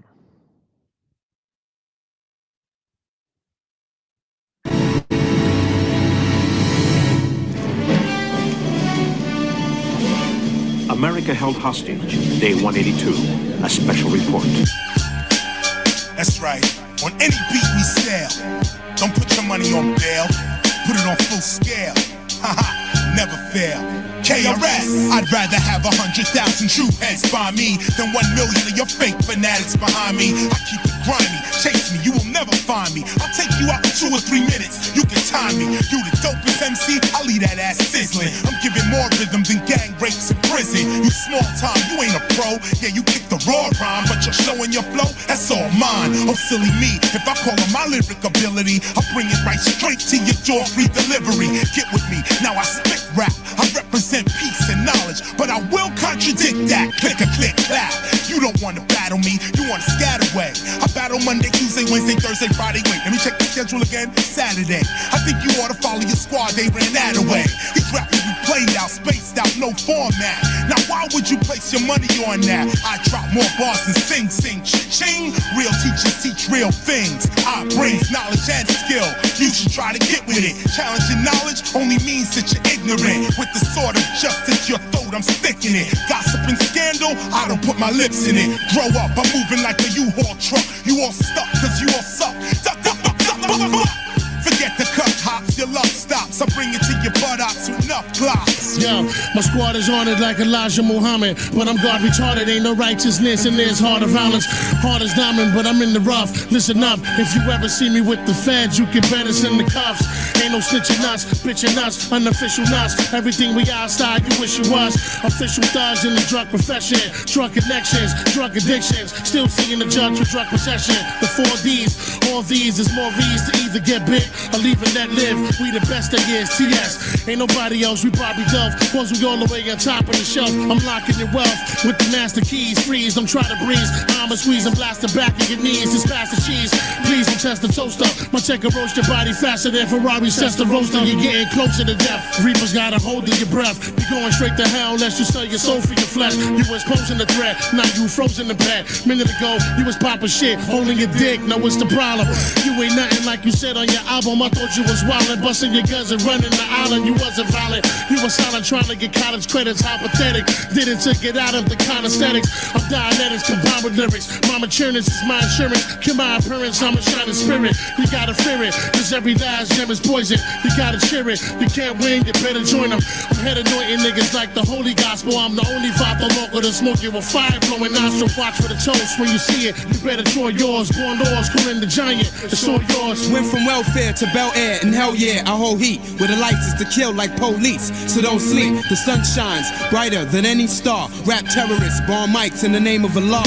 Showing AG is who we are. Forever terror. All I need is 26 letters and 16 bars. I'll be bomb dropping verses that be so deaf. Searching for those who co-slept till there's no left. Curious how we still around. Mysterious like a dope fiend clean, never touching the ground. And you knew it when you heard us. I'm fluid with this. MCs wanna serve us. DJs are mad nervous, but can't hurt us. They get the dick. I be GD for life. Roll with D-I-T-C, short for D-I-G-G-I-N, double it, add the crates, now they loving it, no need to cover it, let it shine like the sun do, now who reflect like us, none do, but still come through, humble, even when I play with it, convey it in a way that sounds so dope, you wanna quote and learn to say it, underdog for life. Savage. Wild, not cultivated. Barbaric, not civilized. Fierce and ferocious. S-A-V-A-G-E. Savage.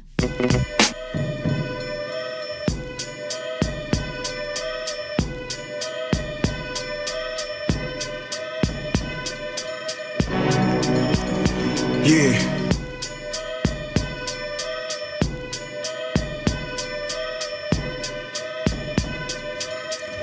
Yeah, yo. When I mindstorm a rhyme forms from out of dark clouds, then I jot down deep mysteries about space and the aborigines. Compose symphonies, thoughts of Moses to epiphanies. Caesars, the desert eagles, the weapon for the people. My raps is beauty, so I'ma always be before the E and the A and the U. Jesus, with a bottle of Grey Goose, took off my grave suit. Now I'm reborn, re-strong and reform. You devils be gone, this style belongs to the stained glass medallion. Flames dance around them. Some say he's the same as the Malcolm. Came advanced in volumes. Now witness behind the stained glass album. There's no quiz in the fact that Holocaust has risen. I stiffen, the best rapper isn't. Wu-Tang commission business, women audition. Aerospace is chicken, dope hidden rappers give in. Listen, there's no quiz in the fact that Holocaust has risen. I stiffen, the best rapper isn't. Wu-Tang commission business, women audition. Aerospace is chicken, dope hidden rappers give in. Listen, Godzilla's the king of all monsters. Great, you're bonkers, secret space launchers. Watchers and daughters at my concert. I conquer doctors, gangsters, haunter. Dollars and honors, horror hunters, ponder. Prehistoric lobsters and rap rosters. Robbers, flying saucers, stronger sponsors, killing imposters. I explode dishwashers. Rhymes like armed Navy helicopters over foreign waters. Peace to Cookie Monster. I comatose watchers who don't moniker.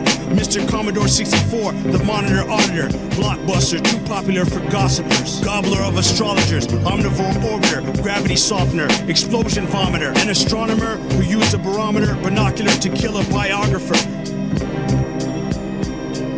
There's no quiz in the fact that Holocaust has risen. I stiffen, the best rapper isn't. Wu-Tang commission business, women audition. Aerospace is chicken, dope hidden rappers give in. Listen, there's no quiz in the fact that Holocaust has risen. I stiffen, the best rapper isn't. Wu-Tang commission business, women audition. Aerospace is chicken, dope hidden rappers give in. Listen.